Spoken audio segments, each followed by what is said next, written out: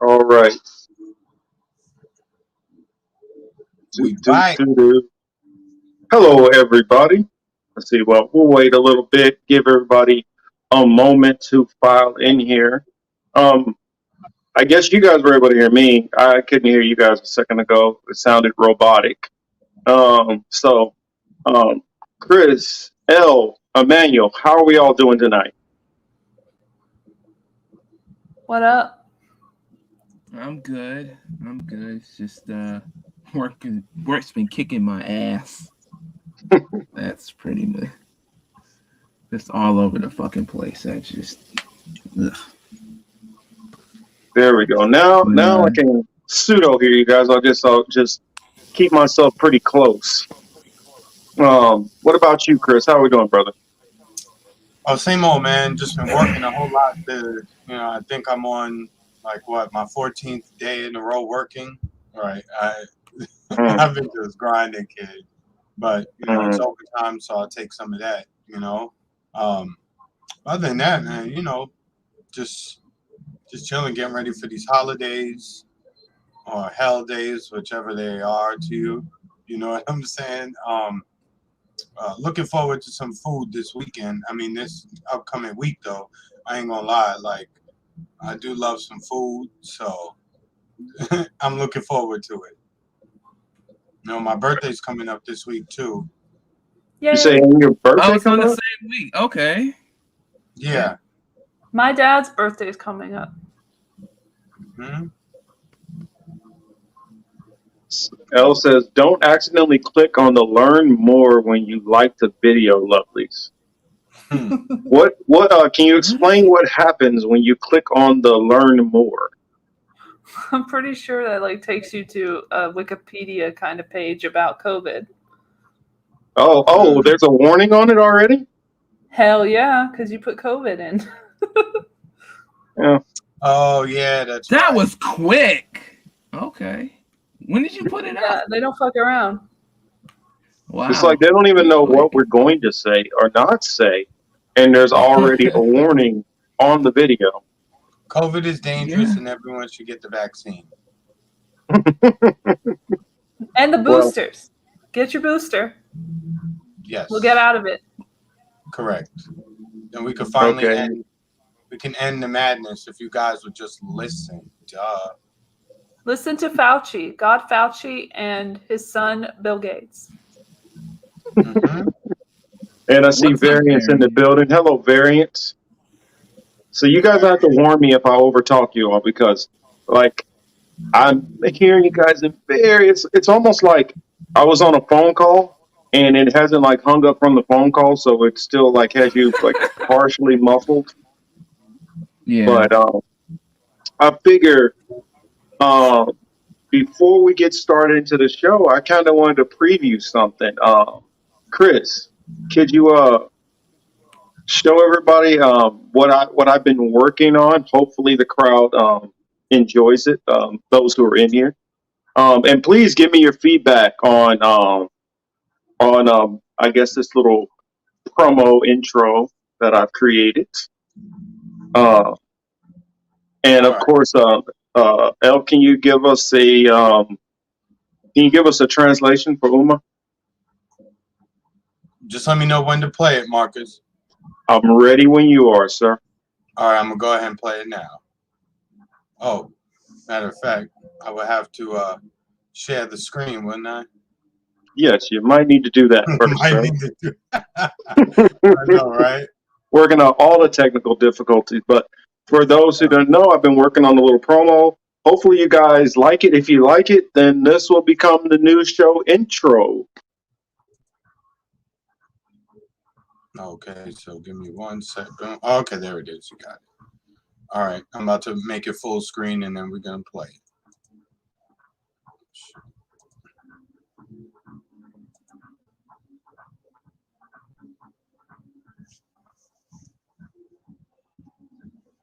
I hit play.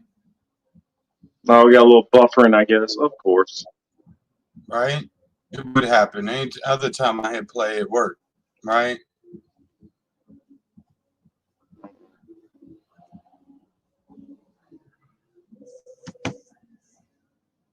Yo, they're trying to play us, kid. Look at that. No good. Yeah, that's messed up, man. I Yeah, like what no, you're wearing, though. I know you got on a I like Guy what he's Fawkes wearing. mask. Yeah. I did this. This was, remember, for the original intro to the show, I did it kind of being funny. Mm-hmm. Oh goodness. Looking at it now, I want to ask you something. I just saw the preview to the Matrix Resurrection. I wanted to know your exact take on it, Marcus. Mm. I guess I can give a short take on Here it. we Let's go. see if this works. Oh, Yeah. I mean, as soon as you. thanks for joining me. Modern free race, as we see it. Thinking of shit to say about Trump, and then you get caught.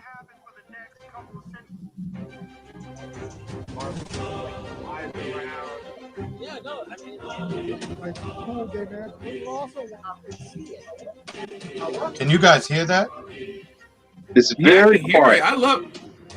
Right. What music is that, Marcus? I like it. I like the music. The music. It's buffered, but. I'll play it. We'll play it again later Yeah, we'll on. play it one more time. It came through a little choppy on my end, but it's part of the software program which I use, which it has a whole ton of different audio outlets and editing options that I can use. Which I wish I had already had the video finished, but from my Hebrew apologetics page, I got a funny, hilarious. This one's not even about teaching anything. So, I mean, I guess I could just go in and give this little shameless plug real quick. I'll probably be dropping it maybe later on tonight or in the morning. But this is, I'm trying to remember what I was going to title it. I think it's, what is it like? I'll figure out something clever, but this is basically people in the church and the dancing and stuff that they be doing in church. And so I kind of like sync a little bit of music along with it for some of the people. And then like, just to give you a teaser to some of the stuff. It's the traditional stuff that some of us who grew up in like Baptist or Pentecostal churches and, they're dancing all around and people falling on the floor and then all of that madness. And then like, I even show like some of the other churches where like the guys, it seems like they're running a track meet in the church and all that stuff to some of the like more new age stuff that you're starting to see in these churches where like I got one dude who he's like pop locking for Jesus. I got another dude in there. This like Caribbean dude, man, he is killing it. I mean, if you switch the music, Wow. you would swear this dude is in a club in the Bahamas or something. Man, this dude is just getting down. And then in the middle of him getting down, like he's going up to pay his tithes and put his tithes in the thing, and he's dancing around and everything. And then he literally goes into a full like leapfrog barrel roll in the middle of the church. Wow. And then That's you have the crazy. praise dancers where I have one where it looks like Alvin Ailey's coupe has kind of lost all their budget and ended up at this one church. It's, a bunch of ballet dancing. It's very, elegant. And then it's another one where it's not very elegant at all. But I put that one in there. And then I got my boy Gino Jennings, which Gino Jennings, for those who don't know, he's an off the wall black pastor who to me sounds like partially like a demon at the same time. He's dancing in there. So, and then I guess I'll go ahead and spoil it and put it out there. But at the end, I close it with, it's even hard for me to even say the words and fathom what I'm about to say, but pole dancing in the church. What? So, yes. Yes. Yeah, I know. I felt so weird. I'm like, wow, this is whoa. I have not been to a church in a while. If that's what they're doing now, So what we doing now? Stripping for Jesus? apparently. So I'm like, I it's love probably that about stripping. 30 minutes of like nonstop laughs. I hope you guys Oh are my entertained by God. just hearing about it, especially once you guys see it. I'll probably, I might, I don't know. It depends. It depends on how much juice I got. I might stay up and finish off the editing for it and drop it tonight. But nonetheless, it'll definitely be up in the morning. So I definitely recommend that. But oh, hey Misha. Um, Misha, what's up? to Barry, get What's up, to Misha? Emmanuel's question, I figure I'll do a short breakdown of what I thought because I'm going to do a full breakdown of the original three matrices all over again. So if you guys notice that on the channel, I took the old one off. It's because I'm going to redo it. I'm going to redo it a lot better and more clearly. Stripping for Jesus. Oh, yeah. So I just got See? your upside. Yeah, See, you I'm heard talking that, about the right? video I You just heard did. that. It's hilarious. I mean, that's going to be this first one. The next video I'm going to do is on the churches casting out demons and stuff. So just hey, buckle up for some interesting stuff on Crazy. that channel. It's not always about just sitting up there reading the Bible nice and blah blah blah. Sometimes it's about teaching, but sometimes we got to mix it up and just show some of the stuff that needs to be mocked, and it definitely needs to be mocked. So yes, I will be mocking That's some of straight your churches out insanity. there or some of your former churches. Wow, But that's just straight what was that? E? insanity, man. No, I just said that's straight insanity. Yeah. Hey, Elle. Oh, I won't spoil the.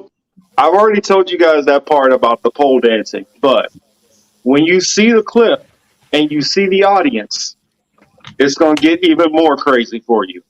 So I don't want to spoil too much more about that. But what I thought about the new Matrix movie coming out, um, I I want to see it definitely because I think that from what I saw in the trailer, there's a lot that's going on in there and a lot that needs to be explained. Of course, at this point, I look at it from two different ways. I put on my, um, I guess my cap of being entertained, and then I put on my cap of, you know, breaking it down in thorough analysis. And all three of the movie themes have dealt heavily with religious themes, political themes, dealing with class level structures, sexuality, all kind of things like that have gone on throughout all three of the early Matrix movies, and even to the symbolism, which they've used a lot of religious symbolism in there. I'll give you one, for instance, the name John Anderson. Um, Neo's name inside the Matrix. Matrix, Anderson yeah. means son of man, I thought it was Thomas Anderson. or Thomas. Sorry, Thomas Anderson. But Thomas Anderson, Thomas, Saint Thomas, and you have, you know, literally his name being son of man. Neo is an anagram for one. One. So there's so much that's going on in there. In the second Matrix movie, there's literally Bible scriptures which they put like on the license plate, and one of them I didn't notice until watching another breakdown. But in the Mormon Bible, there's a couple of Mormon scriptures which they put on the wall in the second Matrix. So it's a lot that I'm going to get into, and I know that movie's going to have a lot going on. Sorry, I blabbed a whole lot, but I guess Are you good? since we're ready to start, welcome everybody. This is the Political Matrix. I'm your host, Marcus Cage, here with my good friends and colleagues. We got Cy Lawson, we got the Blue Maverick, and we got Elle Latham on the beat. How we all doing? What's up, man? What's up? What's up, people? What's up, everybody out in the chat? Happy all y'all are here. Grateful for all of you. So it's all good. Yeah, thank you so much for joining. Interpreter of the dreams. Exactly. I think Morpheus he is looks like also Marcus. I more. think the new guy looks like Marcus with no beard. Bald head with no beard. And think of it, I came up with the name Young Morpheus before he came about. Before I knew that they were going to do a young version of Morpheus. They're on your shit. They're watching your shit. They know what's I mean, going on. hey, I don't know. I don't know. He's saying, Marcus has been saying he's been copied for a while now, so I'm not. That Look, it's not. It's not as if the Wachowski. I don't know how to pronounce it, if it's Wachowski or Wachowski, but the Wachowski brothers back then, you know, they did steal the shit anyway. So it wouldn't be surprising if they stole your Young Morpheus shit too. I mean, allegedly. Well, Matt Marxist says Morpheus equals interpretive dreams. Actually, Morpheus is more than interpretive dreams. Morpheus is actually the god of dreams. So think about that. You know, when you really think about who Morpheus is supposed to be, start going into the Nebuchadnezzar. Nebuchadnezzar breaks the. I'm not going to go too far because Nebuchadnezzar. This will go into my Matrix breakdown, which I'll do later on. We got some definitely interesting topics to get into tonight. Of course, we got to talk about Kyle Rittenhouse and the not guilty verdict. I love that. Thank you. I love that. That's good. I love that. We got to talk about him. You know, this going on down in Georgia, in Emmanuel's neck of the woods. We got the Ahmad Arbery going into deliberation, I believe now. The defense is just rested. And I still don't have a clue exactly how that's going to go. Right. I don't know. We have COVID or pandemic updates, which I don't think it matters really if we put pandemic or COVID. They're on our bumper anyway, so they're going to come after us. So Elle's going to kind of get us in tune with all the stuff that's going on with that. And let's see. Ghislane Maxwell, which I'm pretty sure Elle has been on top of that one also. I'm pretty sure Chris probably been watching too. But between the two of them, I'll lean on them to get us updated. You're going to say something else? Yeah, she's in my avatar. I hope you guys like my avatar tonight. It's Ghislane Maxwell and Kevin Spacey circa 2002 at the Buckingham Palace. So real fun times for them. Just hanging out on their throne. And then I also... Oh, no, go ahead. I was saying, like you do, you know, everybody does that eventually at some point in their lives. And then I wanted to also, want to talk about China a little bit. There's been some interesting stuff going on. I hope I pronounced his name correctly. Was it John Pilger? He just recently released a film going into some of this, and we'll probably show like maybe the first couple of minutes of it, so people can kind of know what it's about. It's talking about China, of course.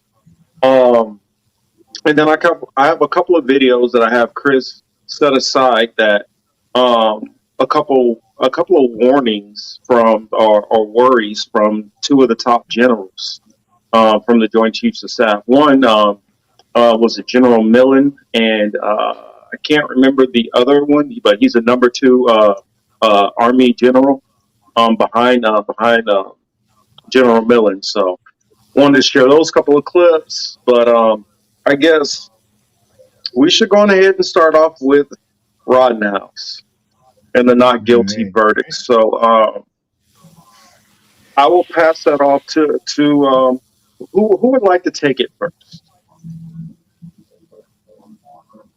You know, don't all rush at once. I'll jump in. No, you know what? Go ahead. Okay. completely 1000% unsurprised that he walked. Nobody, I wasn't particularly surprised that Aubrey, it brought up some feelings about Aubrey. It takes a lot of personal energy to deal with that crap all day. And I think the thing that bothered me the most about all of it, like on social media, is the people that said, stop getting mad at him, direct your anger somewhere else. I'm like, who the fuck are you to tell me where I should direct my fucking anger? I can be angry about a lot of things. I'm a black man in America. I mean, I'm always angry about some stupid shit America is doing. So it just infuriated me. So I just realized how much energy it takes to deal with just America's consistent white love or white supremacy that they just try to hide with this air of stupidity. It's amazing. I just don't. It just takes so much energy, and I'm just tired, man. God damn it. Okay, now Chris can go. Look, we all know what time it is. One, the verdict is not surprising, given as I've said multiple times, given what the case was about. It was defense. People busting at you, bullets flying, and you happen to shoot back and kill or hurt whoever was shooting at you. In most cases, you're going to be found not guilty if you're tried just on that, on that one little scene. But we know intentions wise, we know what time it was. Cop shoots a guy in the back. And keep in mind, like, Blake ain't no angel either. So we, if we're gonna keep it real, we should just keep it real, talk about the whole thing, right? The guy the cop shot had a warrant, criminal record, right? You could just throw it out there just for sake of throwing it out there. He's not the best of us, right? Cool.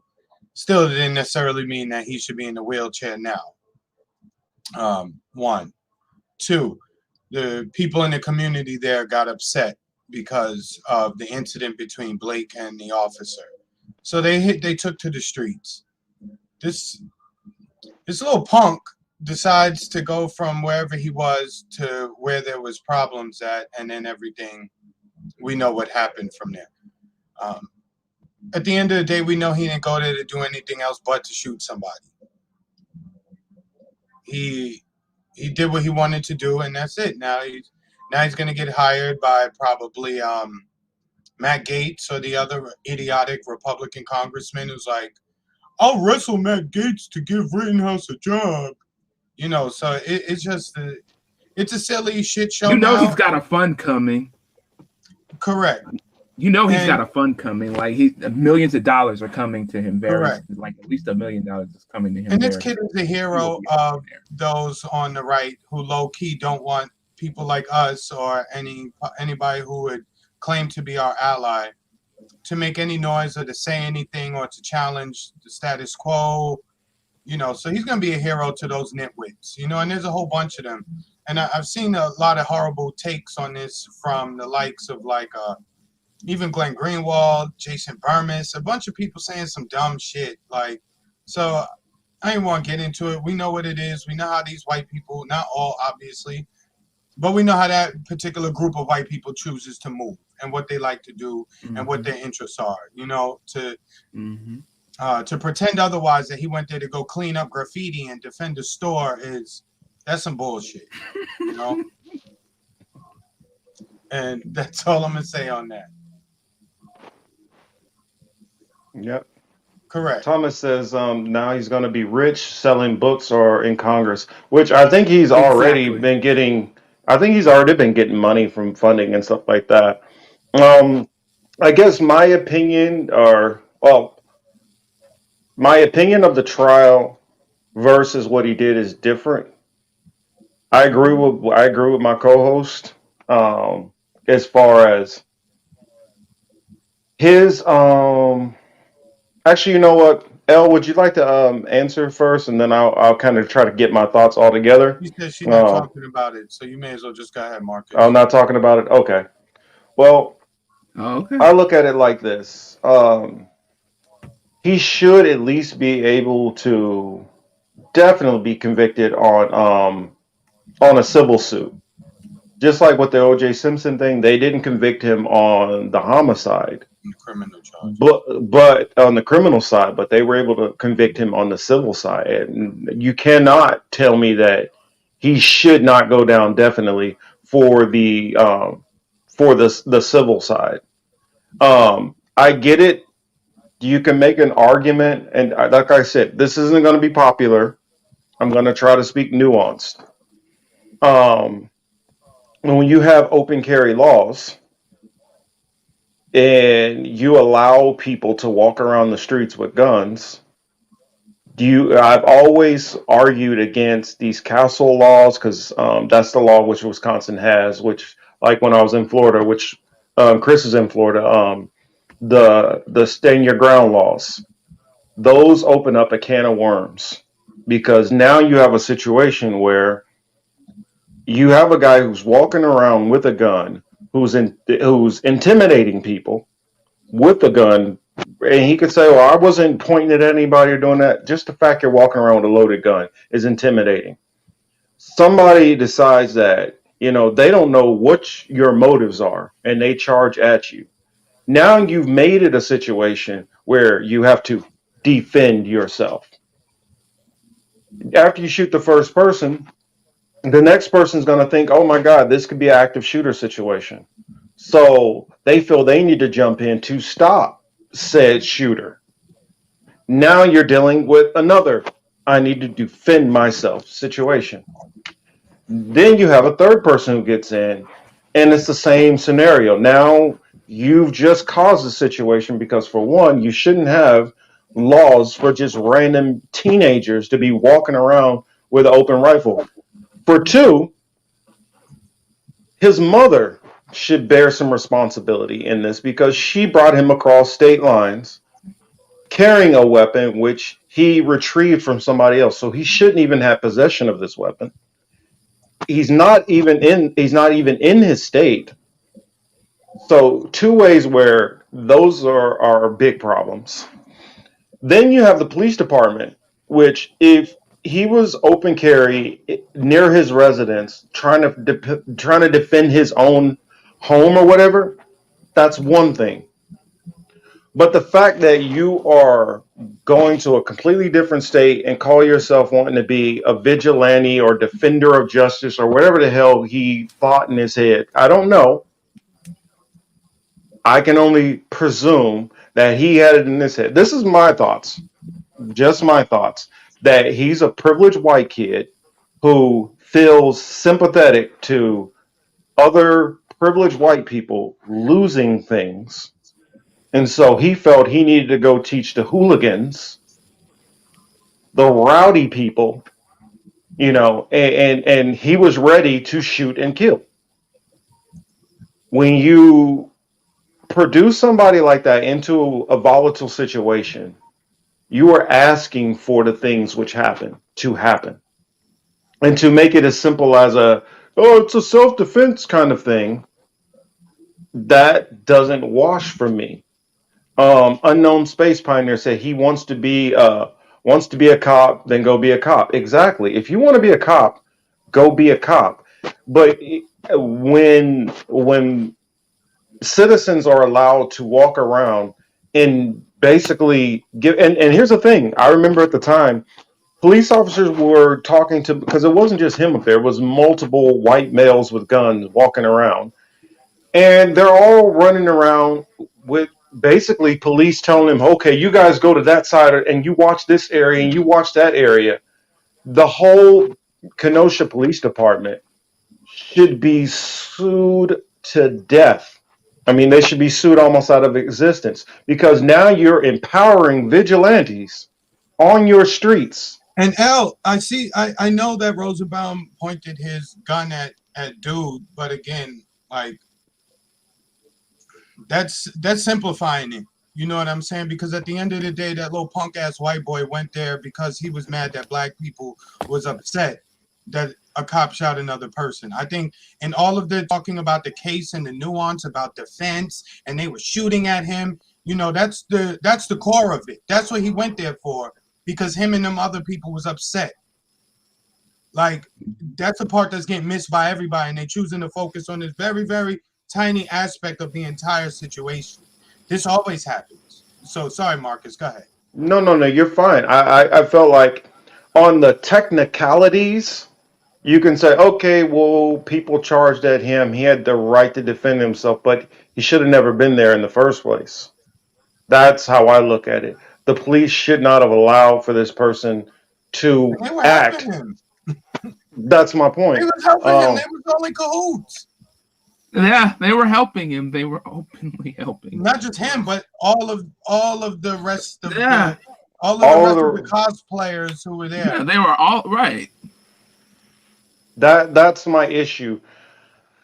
Because of you had to let a whole bunch of things happen for it to get to a point for it to even to be a self-defense. It's the same thing which I felt with the Trayvon Martin. And for those who don't know, before Black Lives Matter got all politicized and turned into what it is now, I used to be a part of, and I was protesting in Florida during the whole Trayvon Martin stuff, and then for the Jordan Davis stuff also. Um, if he wouldn't have been following Trayvon Martin, if he would have listened to police officers and stayed in his vehicle, it would have never got to a situation where now you're wrestling around with somebody and then you shoot them. All of these things are ignored, and this is how these situations happen. And then we focus Because on the court case and we make it about everything else other than about what it really is. yeah, Thomas says, I thought Kyle was guilty of murder charges until I seen the video where Joseph Rosenbaum, a violent criminal, fired in the air and attacked Kyle, but he should have been guilty on other crimes. That's another thing. Even if you say, okay, he had self-defense in those three scenarios, what about the fact that he's underage carrying a weapon in the state? What about the fact that about the weapons charge? There's a bunch of things where reckless endangerment. There's so many other charges that I feel is at fault on the prosecutors, for one, for not charging these different things. Um, I don't know if possibly they decided to put one of the most reckless prosecutors or dumbest prosecutors up to prosecute this trial to make it easier for him to get off. I don't know, but I mean, it almost seemed that way. They had a prosecutor who literally pointed a gun at the jury to try to scare. I mean, it's just some stupid shit that I heard that was said on the prosecutor side, which made it easier for the defense. Now, do I believe that the judge was already leaning towards Kyle Rittenhouse or Rottenhouse's side in the first place? Hell, yes, I do. And I feel every little thing that could have broke his way for him to get out of everything. I mean, so I could see I'm not as upset with it because honestly, You know, in this country we've watched things like this happen correct. And time and time again. and Marcus, let me say this too. The other thing that's pissing me off about watching this, like on the internet and shit, is that the people who keep screaming, "Oh, if he was a black kid, if he was a black kid, if he was a black kid who did this, imagine if it was a black person. Imagine."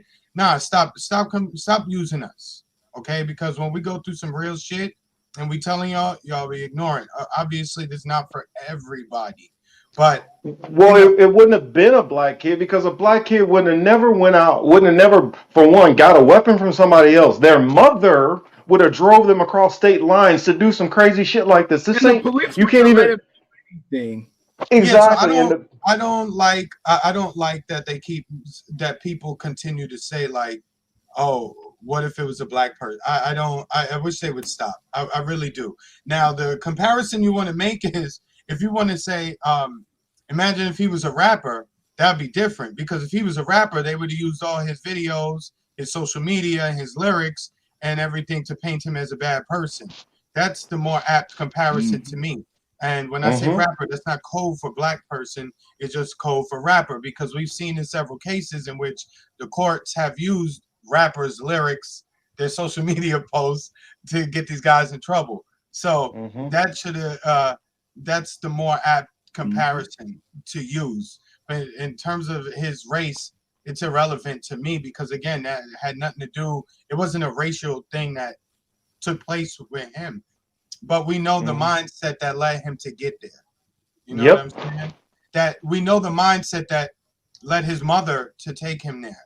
We know the mindset of his homie who was there with the AR-15 waiting to give it to him, and the whole group of them who were there to protect private property and the rest of it. You know what I'm saying? It's always about protecting property. Fuck a life. Yeah, that goes to Misha's comment here. It says the other dude was aggressor, but Kyle 100 went looking for trouble with a and with a gun. Yes, he did. He did go looking for trouble. Mad Marxist says the cops did push the protesters towards the paramilitary, Kyle and crew. Glowy should have sued to death. Exactly. I completely believe that they completely aided in this situation. He was the only one that murdered anyone that night. I mean, yeah, I feel the police department should be sued for negligible homicide, manslaughter. I mean, there should be so many other charges that should be, involved in this situation. And to look at it from a just, he had a gun, they charged at him, shot, is, missing the totality of understanding these kind of situations. Um, Let's see. Yeah, the judge had mad empathy and bias for Kyle. It was so obvious. Yeah, because when he saw Kyle, he saw that's like my grandson. That's what he saw. He didn't see just a defendant sitting in court. And, those kind of biases are, let's just say we're used to them.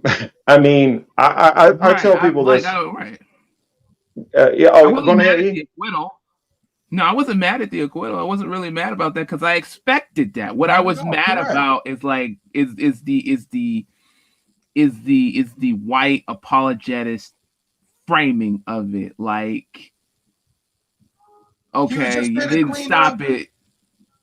Yeah.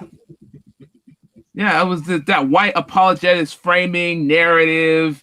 Don't be mad. It's okay. Don't worry about it. That's what really irritates me. Like white, like not all white people, but some of these white people do these stupid things, and America just this.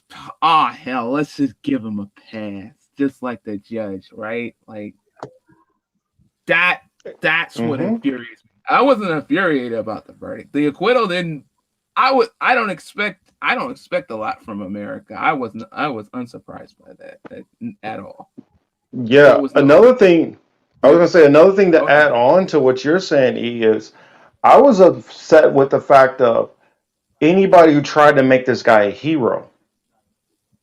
That, I mean, you can have your, well, I mean, he shot, well, but these Congress people who were trying to lift this guy up as a hero because he got into a situation where people died, just because the other side is mostly so-called leftists, you automatically jump to the other side and then raise this guy up as just a political football. Now, what's going to end up happening, mark my words, this dude's going to come up with some other situation down the road, DUI, something crazy.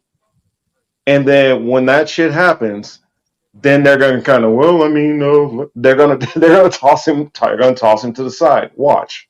He was just a political football to fuel their arguments because a lot of them wish that they can go out there and shoot protesters. Period. They want to run them over with their car. I mean, again, the other thing that's ironic is for the people who would support him, this is the group that often sees conspiracy theories and false flags and psyops everywhere, right? They see it everywhere all the time, except as it relates to other matters and other groups. What's up, brother? What's going on, guys? But yeah, that same group that sees, ghosts everywhere and never sees ghosts when it comes to a particular group of Americans, right? So from the start, them hyping him up as a hood hero is to be expected. I mean, it is what it is. Yeah, I mean, Elle says here, It's the virtual signaling on Twitter from people who didn't see 2 minutes of the trial for her. I mean, I just from the outset of the whole thing, I've never been cool with the fact of letting the whole open carry thing. If you want to keep a gun in your own house, that's one thing. But I mean, this is not Tombstone. We don't need to be all walking around with something on our hip. That's This just man said ridiculous to me. tombstone. Well, kind of ironic. That was the whole theme of Tombstone, where most of the drama went down because he wanted them to stop carrying guns in the town. But I'll leave it. Oh, Kelly Kelly says, mentioned, and hey, hence we have white affluenza. hey, did you guys see Mhm. that video with Zach Stacy, the football player? No. Oh No. man, that shit was horrible. All right, if you get a chance, like just look that up. Like talk about bad domestic violence. Like, that shit was horrible. No. I guess tell us a little bit about it, so out in the audience, those can know what's going on. Oh no, it was a football player. It looked like his wife, not his wife, but the former football player, Zach Stacy. He and his baby mom or girlfriend, wife, I don't know what their status is, but him and his significant other, they were in the house. I mean, he just slapped the shit out of her, like started throwing her all around the room. I mean, it was really bad. Thankfully, he turned himself in and he went. But I mean, I'm just saying it's look, things happen in life, but behavior like that is just like that's beyond the pale. Like, it was bad. He threw her like a rag doll. Matter of fact, you know how like how who was it? Hulk grabbed Loki at the end of the Avengers and he was smashing him. Right. I'm using that like not to be funny, but that's literally how he was doing this girl. Mm. And Wow. the baby is in the back. You hear the baby a little bit. Thank God the baby was not in danger at that moment. The guy ended up leaving, but it was just a really bad situation. So I guess everybody has to learn to check their anger accordingly. That's crazy. Elle wants to talk about Ghislaine, so I guess Yeah, I guess we can go ahead and talk about that and get it. because Yeah, No, I no, mean, that's also a distraction too. Because I'm surprised. nothing's gonna happen it to these isn't Right, I'm though. surprised. It isn't. Right, well, I'm surprised she made it to trial. I thought she'd have an accident in her cell like her friend.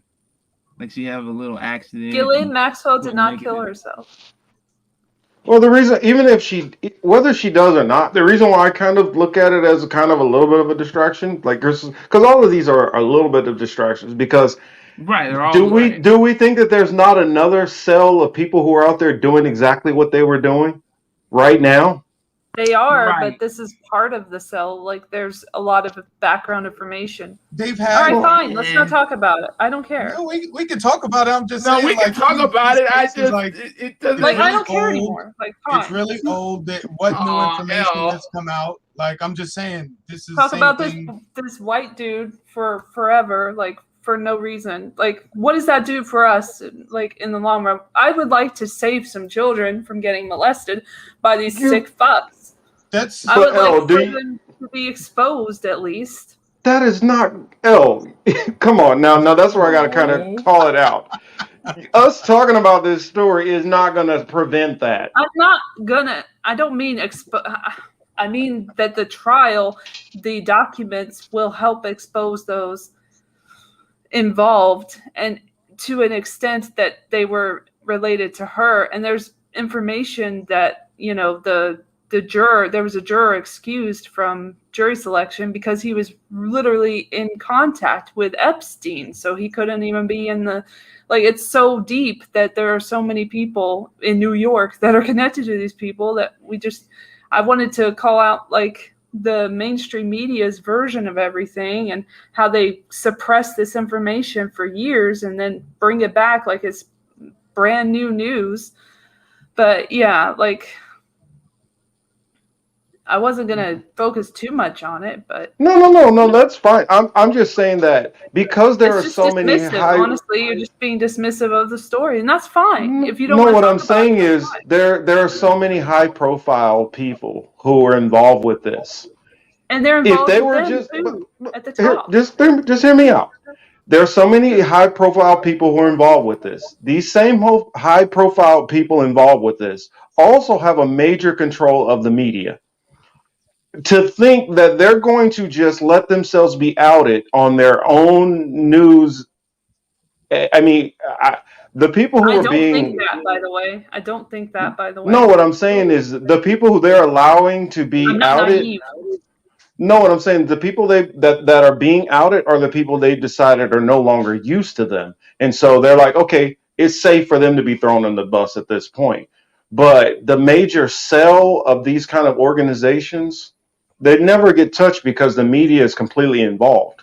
Yes, because like the Who, for example, when I broke that story, didn't even break it. What the fuck? But like I talked about that story with the scandal, the as low as 13 years old children were molested by people who worked for the who were epidemiologists and doctors and all this stuff. Like, do we hear anything about that afterwards? No. Did anyone go to jail for that? No. Did anyone turn themselves in as they claim that they would make people do in that situation? No. I like to point out the hypocrisy as well and how nothing is fucking happening in these stories. I like to point that out. And I just thought the whole thing with this trial that you were just talking about was very distracting and also annoying on the mainstream level because the mainstream media had their narrative from the very beginning and made people fucking stupid. Makes people stupid all the time, especially when emotions get involved in stories like this, which they always do because that's their narrative. That's what they want because they're trying to set an agenda and they want to divide and conquer. And they're succeeding most of the time. And then we see all the I unrest in don't all the I don't countries. feel like it. Well, when people say they want to divide and conquer, they're not. It's not something like they just have to make up something to do. We are already a divided and conquered nation. We've been We've divided Yeah, from they the long been start. succeeded long divided. ago. No, But what I'm that's why saying you shouldn't is fall for the bullshit. no. What I'm Especially if saying you're is progressive. If people are what I'm. progressive, they shouldn't fall for everything they see in the media. But what I'm It's saying bullshit. is you have these people who are on the side of Rittenhouse. We are never going to be united with those people. Never, and we never have been. And to not talk about it would just be to try to pretend that there's not a division there. So I don't feel that they're But where dividing did us the by division talking come about it. from? The division comes from the way the story is portrayed in the media, which is No, not nuanced at all. It's not I don't. nuanced. I don't It's feel not that it full of comes. facts. In I don't fact, feel they that said it. that the cops killed Jacob Blake. ABC said that in the news. They're idiots. They're fucking morons. They interviewed him on their fucking show. One of their shows, they interviewed his ass in a wheelchair, and then they say he was killed now. Fucking stupid shit. But I can't. nobody talked about the Jacob Blake thing here. But that's what they were talking But about we in the can't. We media. can't That's what I'm control. pointing out. The But we media can't control. But bullshitting. the whole Jacob Blake thing didn't I'm really not have to blaming you. I'm do. not No, blaming you. no. What I'm saying Yeah. is what Kyle Rittenhouse did. That happened because he was going up there to defend property. Again, I'm not going to get into the whole thing because it's been talked to death, and I'm not going to give anything else new to it. But I'm just saying the media portrayed it a different way and is trying to bank on this verdict because of course they wanted him to get off. That was the whole fucking point, so that they'd have more unrest and more chaos and more people going back and forth while they're collecting all our money, getting ready for the Build Back Better. We going to talk about that? Probably not. But that's not what we want to talk about. That's not what they want us to talk about. We can talk about the Build Back Better if you We feel can there's talk anything. about that if you I want mean, to. It's a I- shit show, and it shouldn't go through. And we're going to that's lose what I'm all of our saying. money. I don't have a long commentary on that. That's the reason why I didn't really even put it in there. You know It's what? If they something want that to they want handle to force debts, through. they should get rid of taxes. Taxation is the problem. Not making people pay more in organizations when they could just get rid of taxes entirely. But they, of course, won't do that because that doesn't give them an advantage. If taxes went away entirely, how would anything be paid for? How would they pay off all of the countries that they owe money to? Well, no, I'm saying if every tax went away, Again, it's a how would utopian idea. It does not exist in reality. I'm not saying it does. I'm saying if they actually wanted to help the public, they would get rid of taxes. They don't. They don't care about us. They pretend to care about us, and they put out these bills and they clap for each other. And, you know, the president sneaks a hand on a fucking child again, you know, during COVID, of course, when we should all be keeping our hands to ourselves, except him, who's just coming up on his 58th birthday today, I think. He's 58 today, according to himself. He's a smart person. We should all follow his lead. No, what I'm saying is overall, in all honesty, there's not much that us on our small little platform could do for any of these stories. All we can do is try to whether you break tell down, people about what's going on. whether you He's break down 79. whether you break down Build Back Better 102. down to, you know, the nitty gritty, it's all the same shit. Obamacare, Build Back Better, Patriot Act, the NDAAs, all Great of it, it's all Reset. bullshit. So again, you can break it down and you can point out the little things they hide in here, like a tax cut for the wealthy here and blah blah blah. It's all the same shit all the time. As to division, we're always going to be divided. There's never going to be unity. I don't say that to No, but be I don't think we on- should try to further divide ourselves among I people who would be on our side if they weren't so into these cults. They would put never. us into little cults. Yo, first of all, Elle, let me just remind you, you're talking to three black men here, right? You want to talk about the media portrayal of shit? Just keep that in mind. Just keep that in mind before you start telling us how the media is portraying this case and this trial and everything. Because if there's anybody who's mistreated in the media and portrayed in the most fucked up light, ding, ding, ding, hello. I'm just saying, like, it's not lost on us how the media acts and plays themselves all the time and tries to, divide people, because of course when Trayvon got shot, the first thing they did was go to high school and be like, yo, he was in 3 fights in his sophomore year. He smoked weed. So Yeah, he smoked weed. I just want to point that out. Like, the media is notorious for this, and all of a sudden, because this case is here, people are just really like, oh my God, you see how the media twists things up? I just can't believe this. And it's like, no shit, Sherlock. This shit happens all the time. It's even going into COVID shit, right? Let's move on to COVID shit. Just show like how the media and all this other shit work, right? Look, Austria is going into lockdown, right? Yeah, And Europe. They're All of Europe is going to go into lockdown. all of Europe, but some there's degrees to it. Some are not doing the same as the others, right? So, But Austria was going to do it unvaccinated, and then they were like, no, we're going to put everyone in the group. You're all going to be suffering. Correct. So they did all this, and I see people on the internet. Oh my God, they're going to be stopping people in the street and asking for their papers. That sounds like stop and frisk to me. Been happening to us for a very long time. Welcome to the club. When the target was the undesirable people, it was like, oh, I don't really know about this. But now that it's happening to now they extending the blanket to everybody. Now it's like, oh my God, I can't believe we've been dealing with this for a long time. They just wasn't asking us for vaccine passports. They was digging our pockets literally. So, look, you're going to have to find a way around that shit. We did. I'm just saying. All these things that happen, from my perspective, are things that have been happening. They just get remixed, recycled, and, now we're at it with COVID now. But being as we are the undesirables in American society, like none of this is new. None of it is surprising. It just becomes surprising to the people who haven't been the target of such laws and policies. But continue.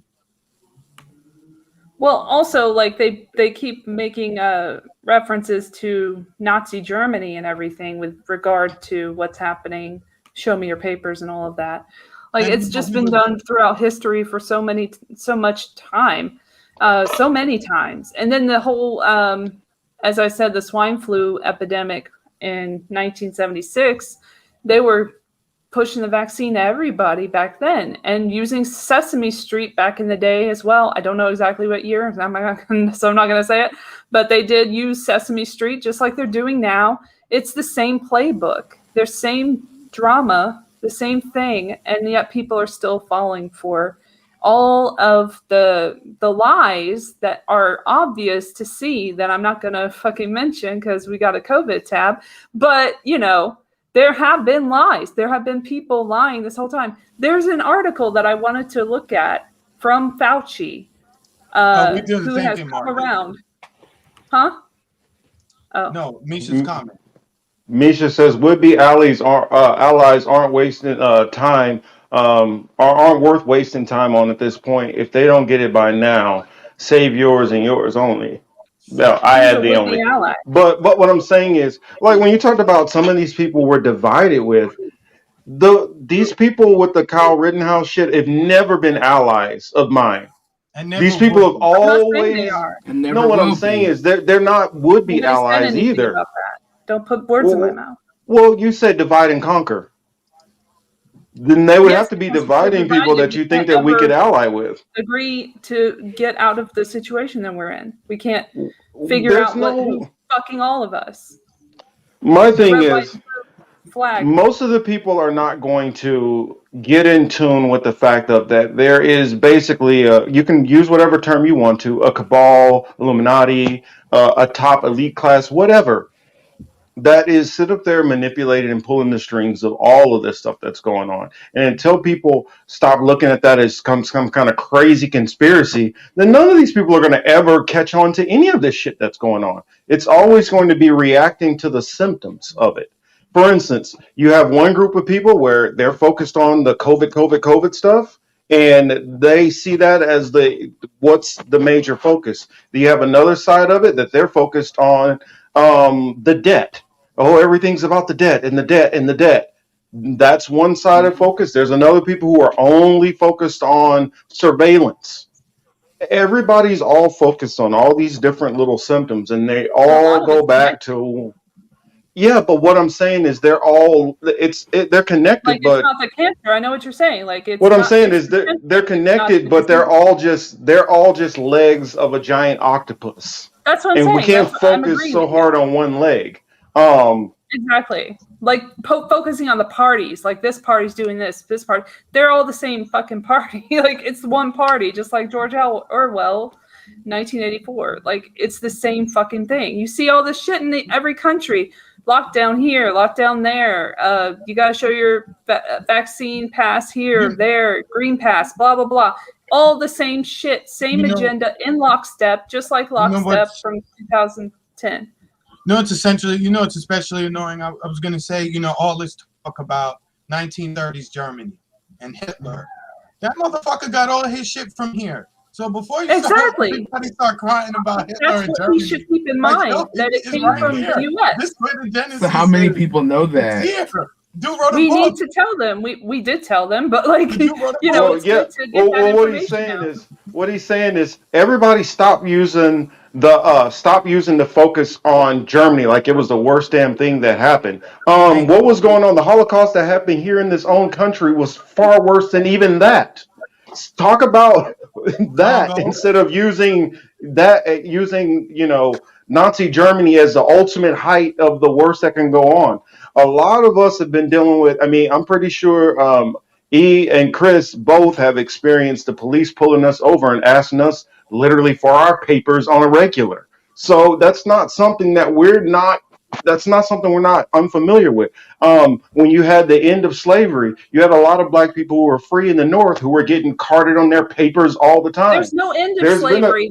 Slavery is I'm talking about chattel slavery that went on in America. But it goes on in Africa now. Yes, so people don't even focus on that. And Thailand and all kinds of Asian countries. You know what it is? It's not until it happens to the Europeans and they start paying attention. So, that's really what it is. Since we're that's why they're rising up now. That's why they waited so long to do it now, because it finally came to their door. Oops. Yeah, but I wouldn't dare put this in this. Well, for me, it bothers me when people try to classify it as the same. I mean, it is oppression, but just because it's oppression, it's not oppression to that same level. It It definitely is will be not. oppression for everyone on the same level eventually. That's Look, at what the the same plan time, it's is. not oppression if you go get your vaccine, right? So, I mean, you have a choice. You don't have to And deal it's with the free, oppression. right? Everybody says it's free. So what's the problem? It's I'm saying mRNA technology if that we've you never used before in practice in the real world. But keep getting it and get your booster, as Fauci says, as I was going to mention before. look, speaking of, since we're on the topic of viruses and the like, right? Look, again, you talk about division. Hey, we have this deadly new virus coming along. We call it AIDS, and guess how it got here? Black people having sex with monkeys, right? That had how long? I mean, we That were was kids super hearing that racist. joke. You And know they what I'm killed a bunch saying? of French Yeah, I people, got remember fired that. Like with their drug. Emmanuel Marcus, I'm sure you guys remember hearing that from back in the day. You know, there was Mhm. no I mean, granted the internet wasn't what it was now, but so many people ran with that and they never really went back and did any of the work to see what really happened there. The people who are really into it, like Variant can attest to, she would go back and look into stuff like that. The vast majority of There's people a were just content I to just found that there was a run with the theory joke. about AIDS and the creation of AIDS. There's a theory out there. There's a theory for everything apparently on the internet, but And you know that what? they created it, the government. And you know what's funny is these rules are just starting to hit the population at large, and it affected certain people's lives. So now they're really hurt about it. Now they're really concerned about it. And again, I'm just like, welcome to the Welcome to club. the club. I mean, Welcome I to the want to read club. this one from LaJuan James real quick. It says, here, I'll put it on the screen. It says, fight the establishment sounds too big to obtain. I feel like the movement needs smaller goals than that to the big goals, like learning about local leaders or uniting behind local officials. Um, and I like your sentiment, and I would like to be that optimistic. But when you've researched and saw the stuff that we've seen at this point, you know that we're fighting something that actually we're not even. Let's. I don't even want to put the instance of fighting out there because we're not fighting anything. All we're doing is trying to make people aware of what the hell is going on because there's no fighting what we're dealing with because they're already 50 to 20 steps ahead of us. So anybody who's Yeah. out there screaming, yeah, well, we can just get everybody together and then we can just all fight. No, that's all. Mm-mm. Just like good sentiment. Like Fred Hampton's left us last weekend. They did a 3 day like organize a strike and stuff like that. And Mhm. I mean, I'm not trying to. I don't want to be the person to piss on anybody's parade or anything. Shout out to my boy Franco out there, and anybody who's listening, make sure to tell him. No, we shouted him out. He was trying to tell them about what's coming and what's need to focus on. But Yeah. everybody thinks that, oh, well, if we just do this, we can get together and push back against that. They've already game planned this shit, and you guys are so far behind the curve. I mean, if we would have been talking about all these strikes and stuff maybe 20 years ago, maybe we could have got somewhere. Back when I was, pushing with the Occupy Yep. Wall Street stuff, we could have gotten somewhere, Mhm. but we have missed the boat. And you can't think that we can just fight and turn back cans of time. They're literally working on more machines to be able to replace us day by day by day. Why do you think the Yes. Republicans are out here talking about UBI now? Because they know that they're going to need to pacify, all these workers who are going to be out of work. They know they're going to need to do something to keep workers happy. There's been no time that I can think of where Republicans have ever thought about giving shit to anybody. Yeah, The reason why exactly. they're focused on it now is because they know our side is already more amped up and ready to shoot or violence. So we need to placate those people before these things start coming in so we can keep them calm for what's coming next. Because what's coming next is they're already going to be pushing people out of work. They're already going to be pushing people to They're doing be at home remotely. I mean, I hear a lot of people, you know, and thinking, "Oh, well, we just need to get together, and we can fight now." And I'm like, "Fight what? The battle has already been waged so many steps ahead. They control the airways. They control surveillance on you. They have superior weaponry. They have us by the balls And they're corporations. already." Let's I say what mean, they are. They are corporations, and they are controlled by a few people. And then there are people behind those people that we will never see, that we will never have any interaction with. We will not be anywhere close to. They are on their own lockdown. They are nowhere to be found. They're in a bunker somewhere. I don't know where they are, but well, they're the they're on their benefactors. own personal island. That's where they're at. Yeah, they're getting ready for the floating smart city and everything.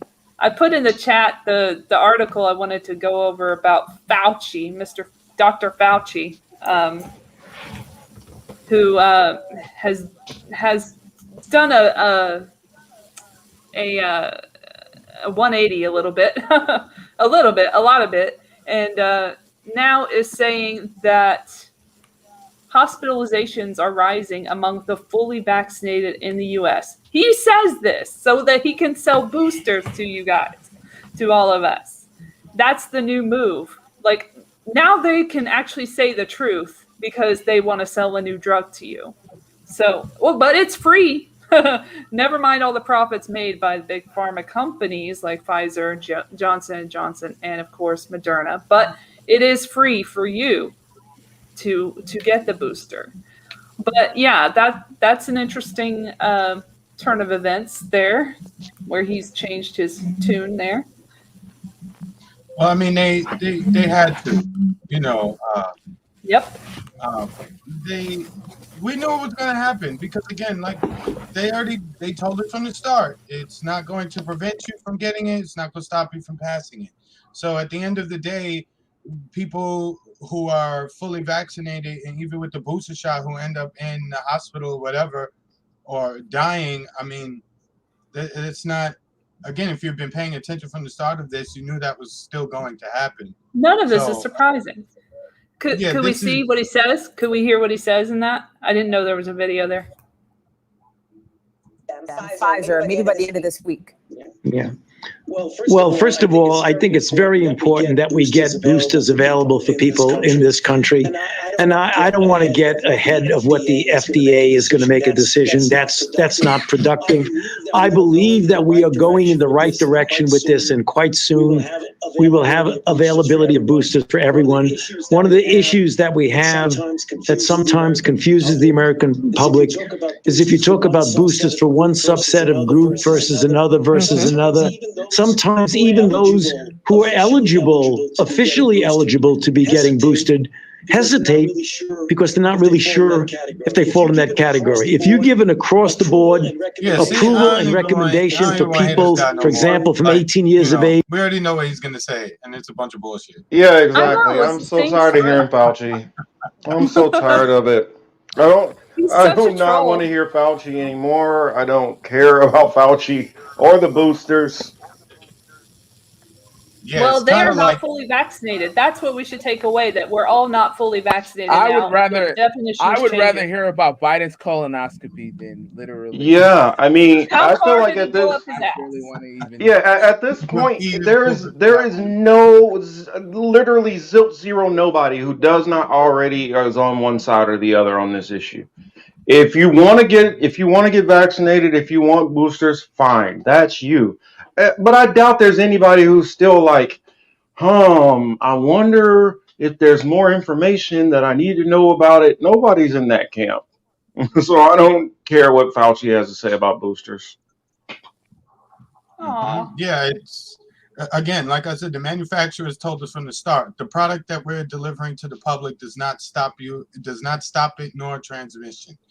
End of story. People are going to get sick and they're going to go to the hospital, and that's going to be that, and it's going to just keep going. Yeah, they don't care. Choosy Heretic says, yeah, they don't care if we strike.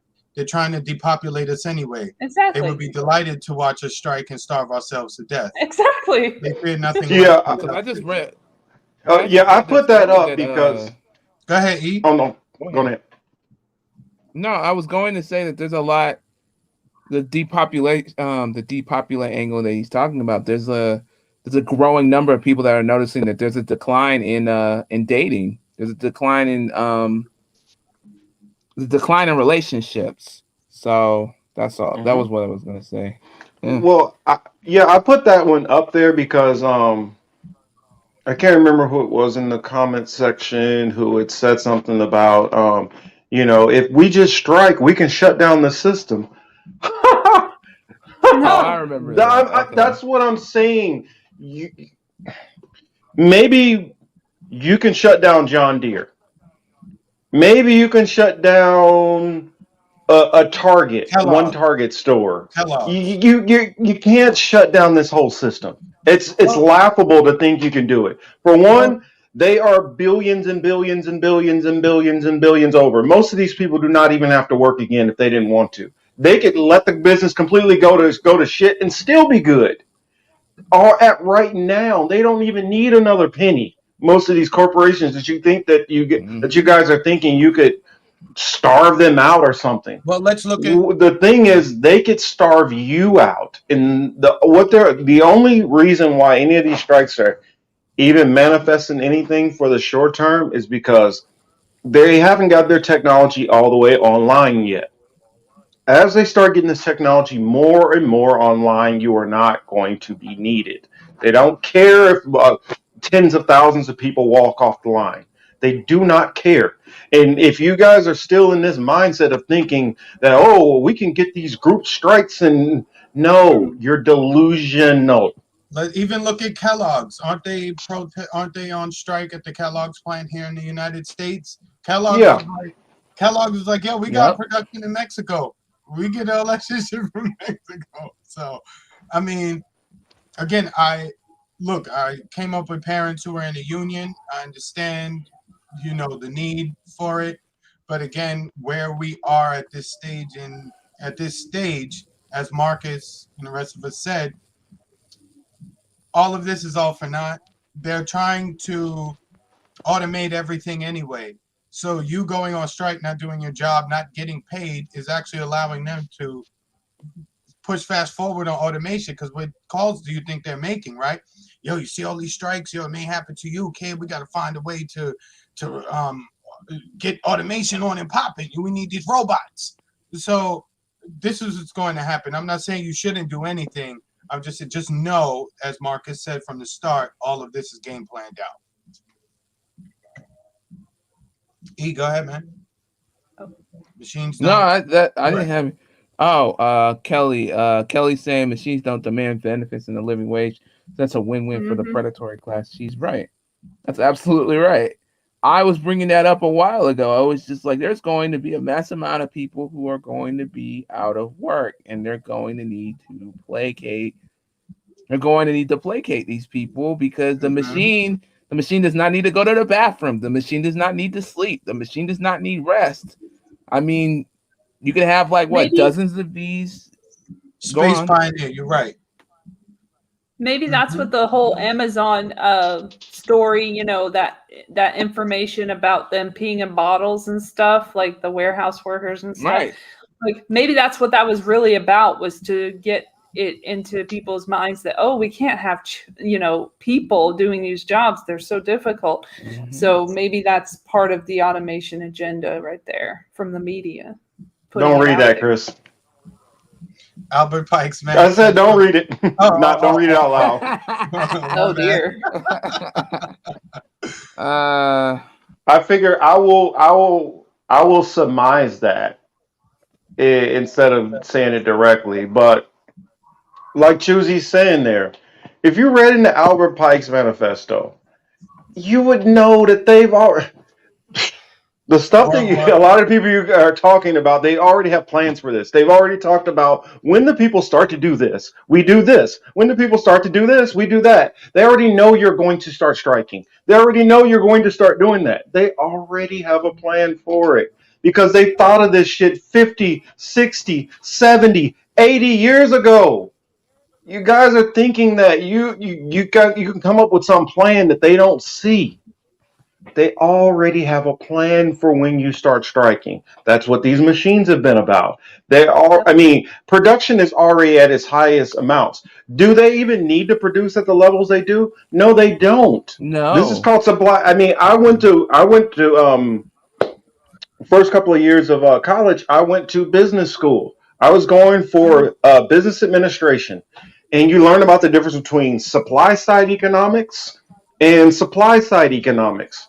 What they've been doing for the longest is supply side economics. What that does is you build up giant warehouses full of shit instead of exactly what you need for the masses to put out. So they already have bulk. They can stand to have you auto work. Also, if they decide, you know what, I think we do need a little bit more workers. You don't think they can import workers? You don't think they can come up with all these different visas to bring in workers for much cheaper than using you? We got to get out of this mindset of thinking that they need me. They don't need you. They No. don't value you. You're And not. exactly. I mean, I hate to put it that way, but to the elites, none of us are anything. None of us mean jack shit. So thinking, well, we can just have this strike summit. Is this Said, true? I hope you don't mean. Let's see, where was Is- it? I think that oh, there it was. I hope you don't mean my comment. What I said about the purpose of a general strike summit. It is to show working class need to stop being divided by BS and build mutual aid infrastructure. Mutual aid is fine, but yeah, no, I the, think he was. I think he was referring to something I said, but no. It wasn't no, clear. mutual. I'm not against mutual aid. I'm not against helping the poverty. Like for instance, Rome over there for Fred Hampton's leftists. He does a lot of like helping the homeless, and I commend that Yeah. and really tip my hat to him seriously. You know, Mhm. but as far like what I used to tell people, you can focus on things on the small individual level in your communities, but as far as stopping this giant train in the direction that it's going, that's not going to happen. I mean, when the last time that they tried to do that on a major level was back in the 80s under Reagan with the air traffic controllers. And do you know what he did? Mhm. He fired them all. Fire. Yep. They don't need you. He I did the Cactus mean, Jack on their ass. Remember Cactus Jack from wrestling? He used to go bang mhm. bang bang bang. That's Yeah, what he they did. don't need us, so they're not worried about if handfuls of us decide to do that. Also, they've already calculated and they're already counting your pockets. They know how long you can go on strike for.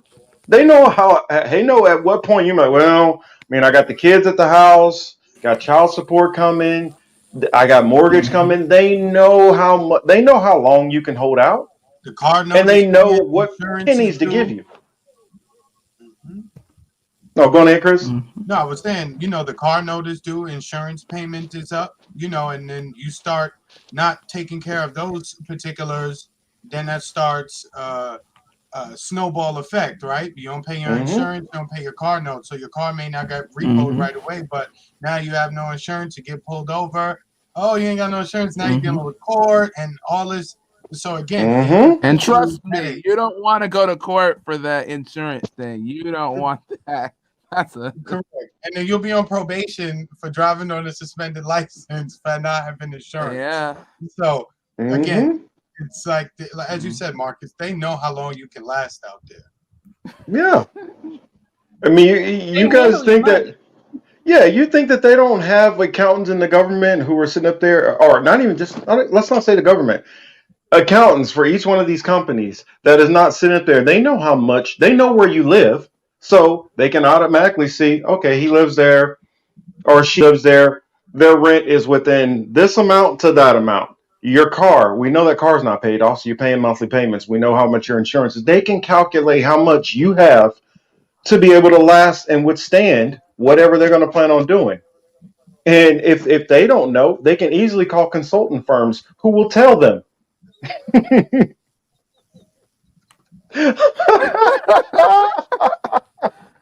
Oh, Misha, wow. Let me slide around with pronouns on their name But tag. I wanted to read Atre's comment. He says, "My manager just went to Amazon to work in their manufacturing automation team out here in California." I can tell you, like for instance, one of the guys I work with, he said the Walmart in his area, almost all of the cash registers are gone.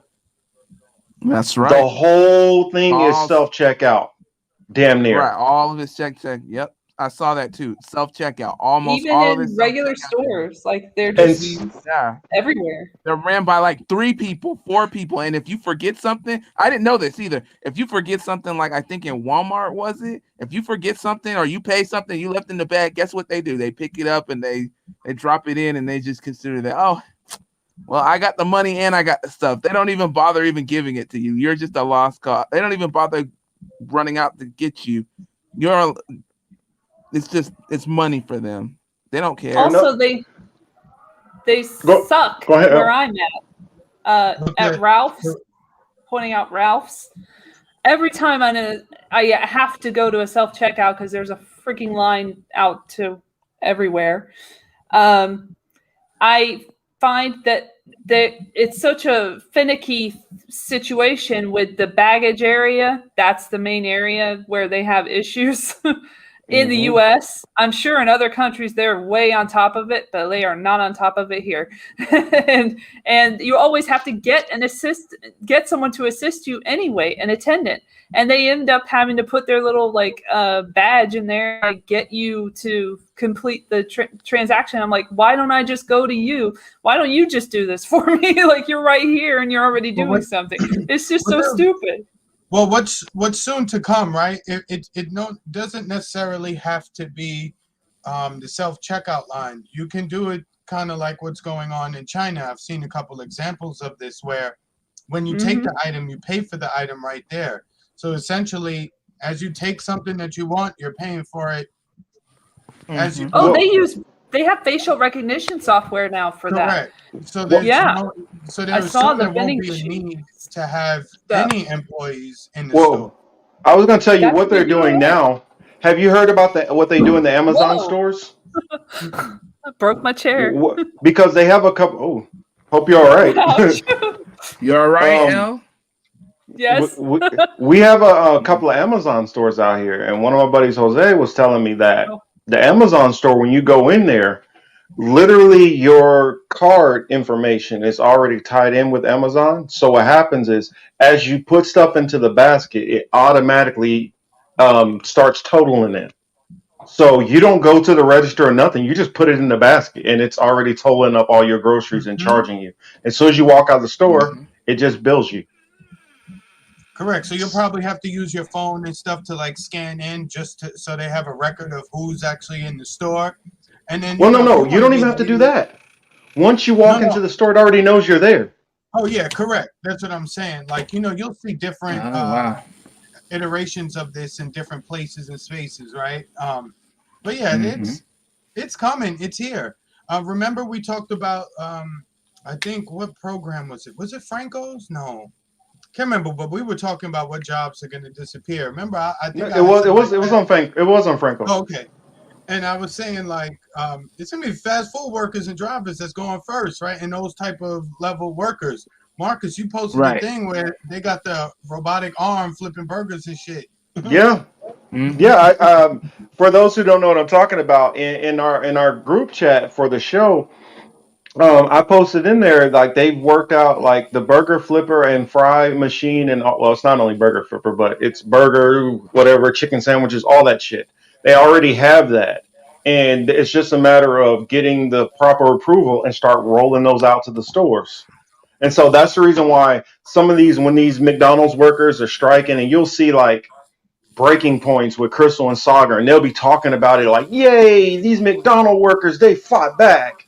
And what's happening is, the reason why some of these owners are like hesitant to pay is because they know, shit, if I can just wait them out for a little while longer, I'll be getting my machines. I sent to Chris about they're doing it in the legal firm where they're going to start having these machines come in and start reading briefings and start doing legal contracts for you.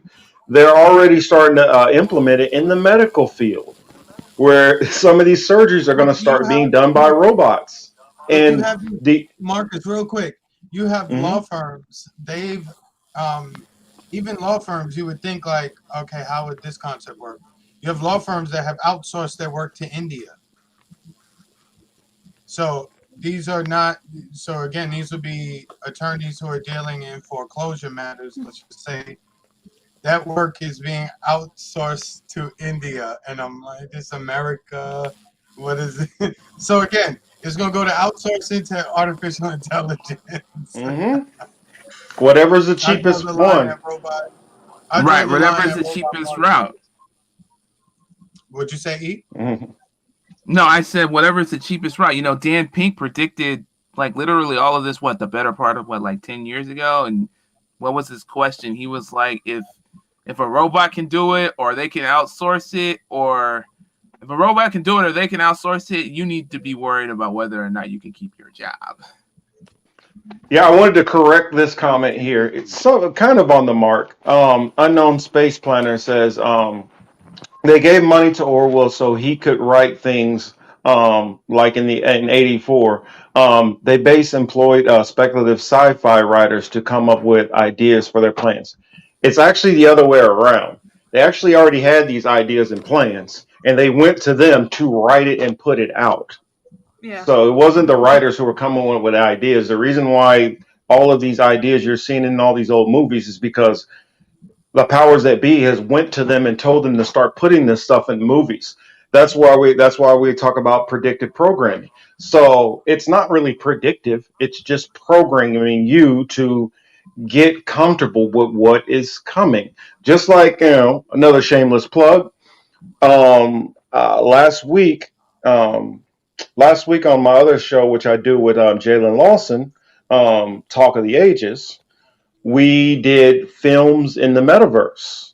And so I went over a good chunk of films. Elle was in the chat. We had a fun time. We got a part 2 that we're going to be doing tomorrow. That's going to be going into more films, TV shows, video games, and on to show you that they weren't just going around to all these different random people. These people were being fed information. That's why they were writing about this stuff.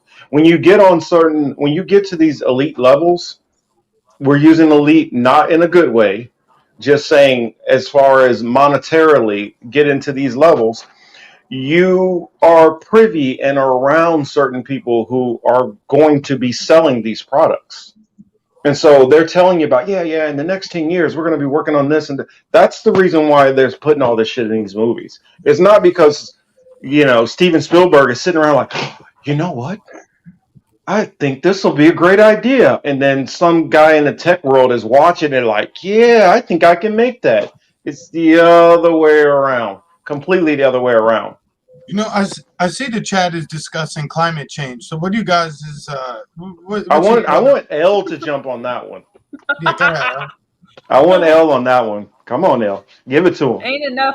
I know you got it. So there ain't enough people on the progressive or supposedly progressive side looking at all the issues involved in the weather and how it's manipulated and the history of this country's government seeding clouds and making certain things happen during wartime, like Vietnam, for example.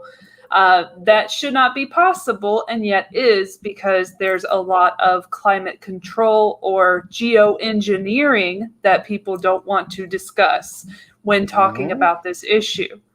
So yes, it is man-made. It just depends on the man. You just don't know who that man is. I'll say, Lawan, the reason why you don't hear 1% complaining about it is because they're not going to be affected by it. That's They're why. gonna be imploding smart cities, man. They got the plan. Or trying to build themselves, a version of Elysium to live right outside of, to live a little bit, what was that, a couple thousand feet up above us in their own little floating cities. They don't plan on Yeah. going through any of this stuff. That's the reason why they have no problem with destroying the atmosphere and ozone. Also, in Colorado, they've already been working out these bunker cities Right. for the Fallout, ultra fault tech. wealthy. And Yeah. That's so Fallout. That's as fault tech. yeah, so as the people go through all the crap that's going on here, they're going to let all of us be lambs to the slaughter. And then Yep. once all of us are gone away, just like you found, what was it? I'm trying to think of right after the Native Americans were slaughtered by most of the early colonists, the greenhouse gases actually improved massively because you didn't have hardly any people. We are the we're the problem. We're the Right. carbon. We're We're the carbon problem. beings. We're the problem. Carbon-based beings. We're the problem. That's why we're turning into robots, and we'll be happier, and we'll have nothing, and it'll be fine. Well, the reason why they don't here, they haven't brought out the machines yet because they don't trust AI yet. They need to know that they can kill the machines if the Autobots turn on the bankers. No, that's not why. The reason why is they're still having problem with signals. They thought that they would be further along with their AI systems, and the 5G is not working out like they planned for it, and it's not being nearly as effective. So it's going to take the 6G or 7G or 8G or 9G. I think honestly, 6G is going to be the one where they're going to feel comfortable enough to go through with all these things. For instance, I reported on before I even start getting into a lot of these talks like this on my What I've Been Thinking channel about the first what was it, automated semi truck carrying a load from Jacksonville, Florida, all the way out to the ports here in LA. I remember that. They've already, you remember that, E? That was what, like a Yeah, I couple of remember years that. ago now. I mean, probably probably about 2 years ago when I did that story. The only reason why they haven't put it all the way online yet is because they got to have more successful tests. They got to have more consistency with all these signals because they still have signal problems with all of these tech machines. So they're like Even holding. Mhm. even when they No. do their little meetings and stuff, like on Zoom and everything, and they put it online, they have so many issues, just like we do, of course. But they can't even get that straight. Like them trying to get robots straight is just like insane to think about right now. Like it's just not going to happen at the moment. But going to, sorry, I wanted to put that one up real quick. So in prophetic Simpson style, we're going to program robots to feel pain. LOL. All that stuff's That's coming. not But just go ahead and put Thomas's comment back up. Oh yeah. Actually, colonization increased greenhouse gases because of the mass deforesting. I guess and coal fire plants and all that. That's what I got it mixed up. Sorry about that. My mistake. But I knew it had to do with colonization, where they saw the massive change happen. And I know a lot of the the industrial era. And as the industrial era start moving around the U.S., like I'm trying to But remember what is the one in Great Britain where what is it, Charles Dickens? I think it's Charles Dickinson and Tiny Tim, when they talk about in there, like literally how the bricks used to be red, but now they're all gray because of all the soot and stuff from the refineries and stuff. Mm-hmm. But do we really think the Earth is that? I mean, I still don't think we're at all like resource starved. I mean, there may be certain things that aren't around in such abundance, but I still don't think that we're near critical levels. And I only say that because if you think of somebody like, I mean, Bezos is too much, but I'll just use him as an example, right? How many houses does he occupy? Let's face it, we're all going to be Soil and Green. Anyone lucky to get a chip of me will have lots of good weed and Irish whiskey to enjoy. I'm sorry, I'm a little behind on the comments. So I'm getting the ones, you're getting the new ones that pop up, and I'm trying to keep up with some of these old ones that we missed. Right. Yeah. There's so many. But yeah, I'm loving this. I'm loving it that I'm having a hard time keeping up with the chat. You guys are doing an excellent job out there. But Did going back to what I was saying about resources, though, somebody like a Jeff Bezos, how many properties does he own? How many refrigerators does he own? How many Yeah, vehicles they're does he hypocrites. own? So again, if you multiply that times, the rest of the wealthy in the planet, there's, for instance, perfect example, around here, Mar-a-Lago's not far from here, right? You know how many families you could put inside of Mar-a-Lago and feed and home and house? Quite a few. But Mm-hmm. for one, I mean, it's a club, so there's a lot of people there. But I'm just saying, like, a lot of people could live there and, grow their food there and thrive and da da da da da. But they don't want you to think like that. That's not going to happen. No. I'd address this one comment here because I know he was That's responding to why I Misha. He brought it said, up. makes me question how real climate change is. Climate change is not as real as they're making it out to be, for one, because they do have a lot more control over some of the things that are happening with it, and the whole.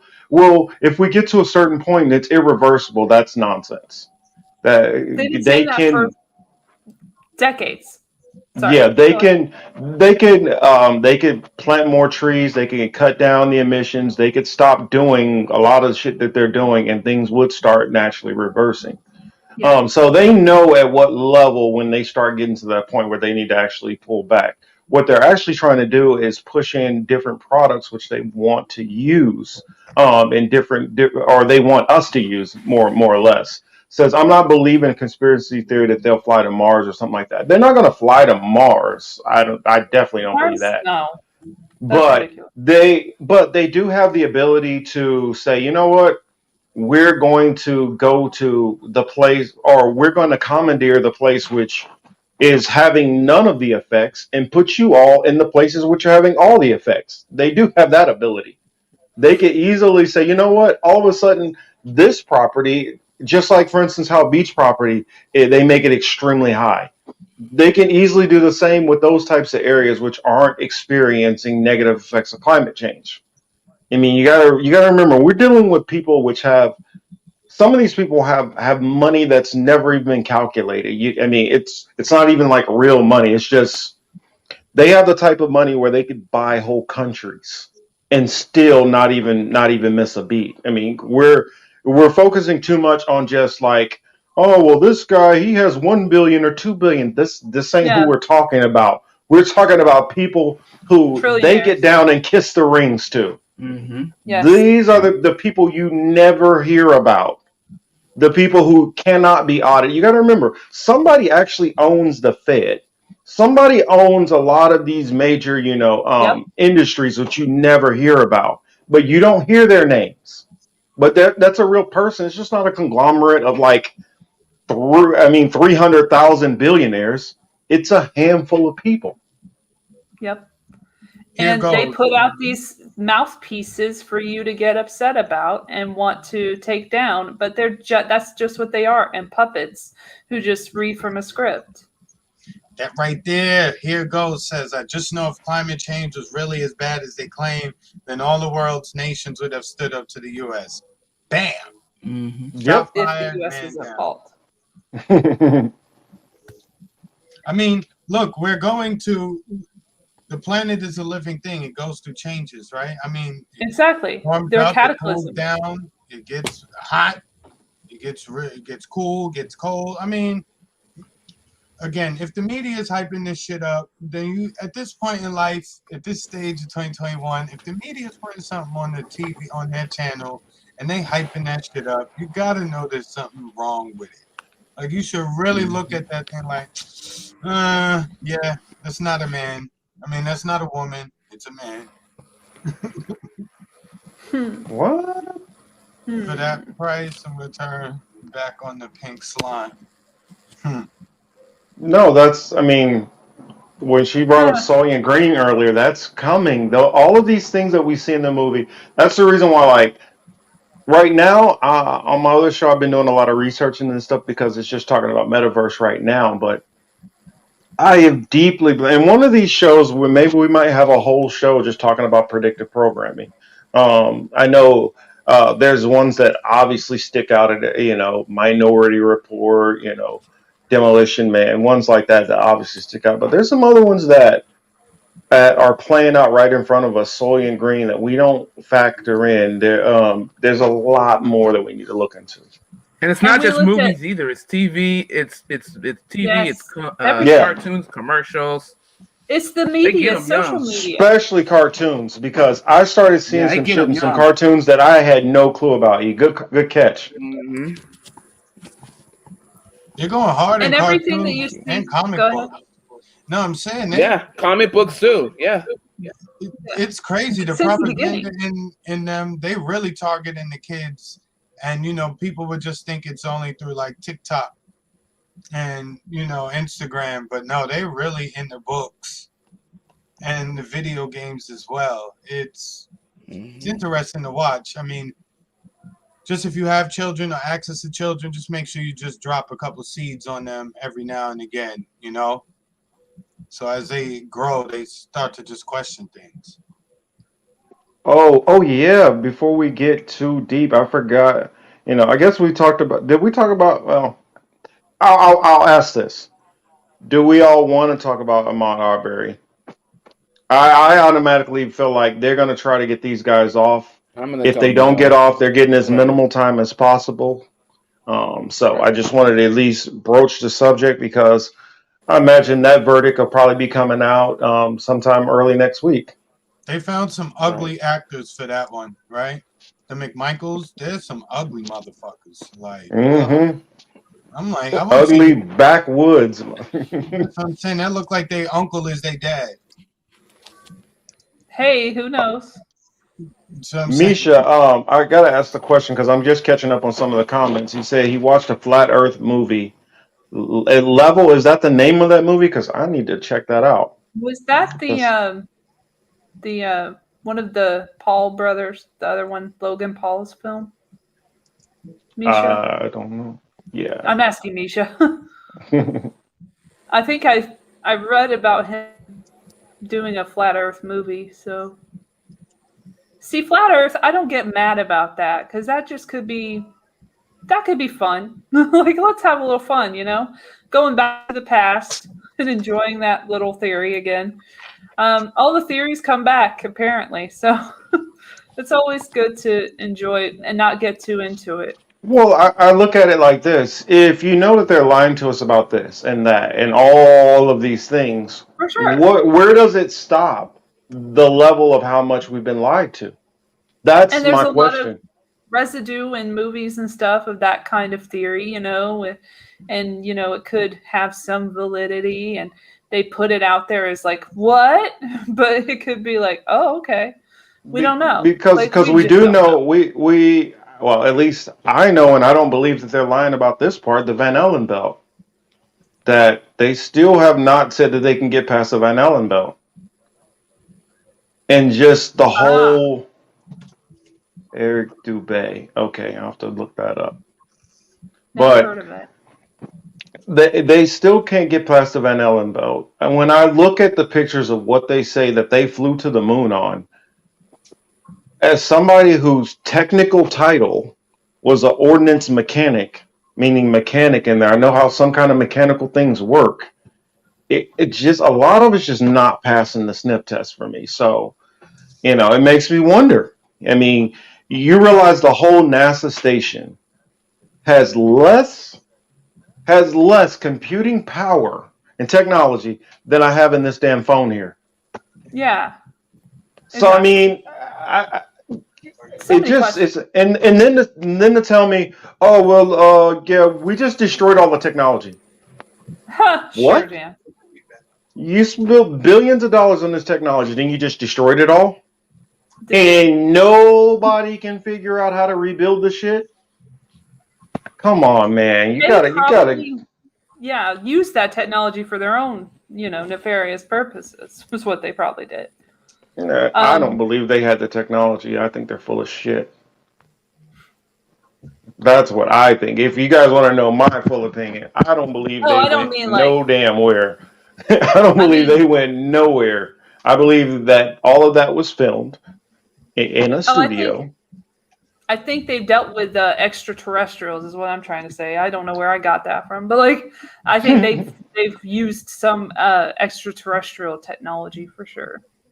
I believe they use extremely advanced technology. I don't know if I personally call it extraterrestrial, as in green ET, Well, it's not green green little ET. men or ET. It's a different thing, but yeah, I mean, it could even be that. I mean, when you're thinking about life on other planets, nobody thinks about microscopic life that could definitely exist in water on many planets. So that's something to Well, consider what for about people who this are planet? making. I mean, only 5% of the ocean has been Yes, discovered. exactly. I was just going to say the undiscovered country is the world beneath us in the ocean. So you're telling me you can only discover 5% of the ocean, but yeah, you know all this about outer space? Get the fuck out of here. I don't buy that shit. Well, we did have Roswell and everything, so some shit probably happened at some point. I think Roswell was to fuck with us also. Well, we really don't know enough about it, and there's so many weird like footage that looks like so fake, but could actually be real. We don't know. Like, it's so weird to think about, honestly. But they do have the technology to be in the sky and be unidentified flying objects or No, aerial phenomenon. don't get me wrong. Do I believe that there are actual unidentified flying objects? Yes. The Do I military. believe that they? No, no, no. I don't think it's the military. I Well, don't some think of it's it no. is. I don't think it's no. I don't think it's shit that none of Nah. these countries have to do with. I won't go into detail on my thinking and my theories, but I don't think it's aliens. I don't think it's some other countries because they're literally going around the world, every major nation, and shutting off their nuclear weapons, dancing around their major weapons facilities, dancing around a lot of military bases, and it just from a military perspective, and somebody who's read a lot of like military theories and military strategist books and stuff like that, it almost seems like somebody who is just testing capabilities. And maybe somebody could say it's a private entity, but I do not buy that it's a government that's doing this. Because, I mean, you'd have to say that there's a government out there that's doing this to the United States, Great Britain, India, China, Japan. At some point, one of these countries would have to be doing this to somebody, unless we think that they're shutting off their own and putting out fake stories. I definitely don't think that the U.S. is BSing, because I know pilots who have seen this stuff firsthand. And I don't think that they're bullshitting me. They had no reason to. So if we're supposed to be the most technologically advanced military, You're and we can't not. figure it out, then who the hell is doing it? And if it was another nation who is outside of somebody who is already our partner and our ally, why didn't they just already just kind of why didn't they already show that and then supplant us militarily and then stop being dictated to by us? That's something I have to question. Say for instance, if it's China who had this weaponry, then why would they allow us to keep dicking them around and pushing them around and allowing us to be allowing themselves to be number two if they had that technology? If it was China, if it was India, why would they allow the Pakistanis to even exist? If it was any of these other nations that they already have capability that's light years ahead of everybody else, why wouldn't they use it to just go on ahead and take over? That part that doesn't make sense to me, because he who has the biggest military is he who is controlling everything. I don't know. Anybody got any questions to that? I mean, any response? I think they're hiding shit. I think they hide shit from even military members, like people who are not, below the pay grade. I think they hide shit. They hide technology from them, for sure. Yeah, I don't think we went to the moon, and I don't think we're gonna make it to the moon. That article I just had on the screen just said, they had to push it back from 2024 to 2025, and in part, some of it said because the spacesuits for the astronauts were not available for a lack of funding. I mean, how much billions has NASA received since the beginning of that department, since they started? Right, it's Too much billions money. and billions and billions. Well, we don't know that theirs didn't shut off. They don't tell anybody what the hell goes on in there. Mm-hmm. They don't show plus you either. They show you grainy images. plus if Israel did tell you their weapons shut off, then they would be at fear of getting. They would be terrified that Iran would strike them. So they would never tell you even if it did happen. Strike what I said. So, like I said, they've spent billions and probably even trillions by now from the start of NASA to now. They've made a lot of money. And the fact that you're telling me that part of the delay from going to the moon by 2024 is that you didn't have enough money for the astronaut spacesuits. All right. Got it. I believe you. Oh man, I saw something on YouTube at one point. Probably could never find it again, but it showed like a station in what is it called? Laurel Canyon. Yeah, that station where they had Lookout Mountain. That was it. There we go. Not me. Something big is coming. Nope. Something big is coming. Hey, I've been trying to tell people. Sorry to interrupt you. Go on ahead. Yeah. Lookout Mountain, and they had. Okay. Sorry, I was just gonna say he just let us know he's got to dip out. He has something to take care of. We love you. He has a hot date that he needs to go and tend to. We'll let you go exercise that. You're killing me. Thank you all. Yeah, just something came up I gotta take care of in the morning. So yeah, go handle that. And everybody can just be funny, all right? Bye. Bye, guys. Bye, group. You guys have a good one. I appreciate all y'all. I'm grateful for all y'all. Grateful for all right, you. All right, y'all have a good night, all right? While you take care of that, don't take the sunglasses off.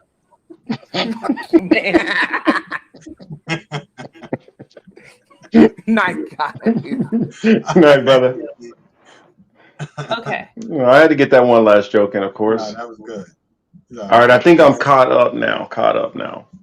So I was saying, Lookout Mountain at Laurel Canyon. They had a big studio.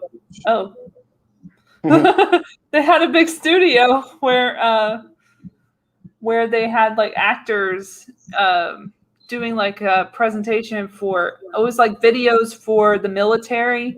And they were showing all the capabilities of this studio, and it was like very involved. And there's a lot of like theories about this studio and what they were up to back then. I wish I could get that. It's YouTube. It's probably not going to be available anymore, but it was like one of these archive videos, like from these archival channels, where they show like old school videos and stuff from like the 50s and stuff. So it was interesting because it had like actors like touting the studio, but it was an army base. It's not an army base, like an Air Force station sort of thing. Can't remember exactly what it was, but it was a military station that was a propaganda studio that they could like control events in the studio. And they showed like a scene with a bunch of water, overflowing and like a flood and everything in like a war situation, but it wasn't real. But they were like touting it as like, oh, you can make this happen in the studio at this base. Again, I would have to find it. Interesting. I mean, I wouldn't doubt it because everything I've seen in some movie, I imagine that there's a real world version of it. Just like that old Bond, there's a granted, Pierce Brosnan wasn't one of the greatest Bonds, but I felt like there was more predictive programming in his movies than probably any of them. And one of them, there's one about a guy who can control the weather and things like that, and control different world events. And he owned a news agency. I got the video. I'll send it to the private chat, Chris, Mm-hmm. so we can check it out. I'm gonna read. I You know can I'm not read yet. this one. Choosy gave me one that I can read. Oh, The shit. Vatican royal family bloodlines are privately invested in the world's central banking system since the end of World War II. Profits from war and disaster and expensive high-tech weaponized, of course. Yes, very, very true. Then after that, I guess we can go on and put on we'll wait and we'll get to that topic in a minute. But what about the? Okay, so as That's what I'm saying. We're gonna get to this one. Okay, it's an interesting video.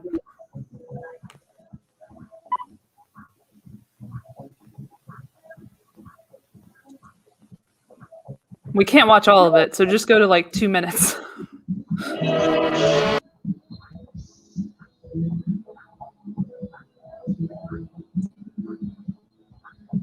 Is finally photographed here must often effectively portray an abstract or extremely complex. Do you know that the average adult has 5 to 20 pounds of toxic No, poop I in their didn't. body Thanks at for any telling given us, moment? though. Seems crazy, Red right? hat. All that poop. What the Anyway, fuck? back to our regularly scheduled programming. Yeah, so gross. The workings of intricate mechanisms or a cross-section of an atomic weapon. The camera division is completely equipped for both stage and location photography.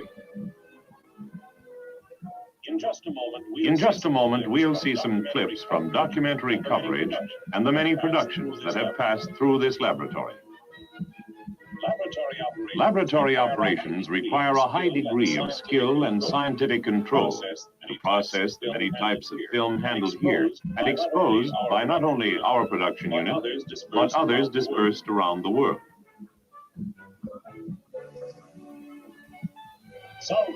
Sound requirements are fulfilled in a completely rebuilt and modern department, incorporating equipment that will allow technicians to transfer 12 effects tracks simultaneously. How does this all come together? What are the films like that are produced here? Well, here, in one of our projection rooms, let's have a seat and take a brief look at some of our typical accomplishments. The Air Force Missile Mission, starring Jimmy Stewart, produced and photographed here at Lookout Mountain to explain weapons and policy, to show how both planes and missiles are needed for our defense. Newscaster Walter Cronkite introduced and narrated another of our films, Alert in the Pacific, showing how and where the Air Force is deployed.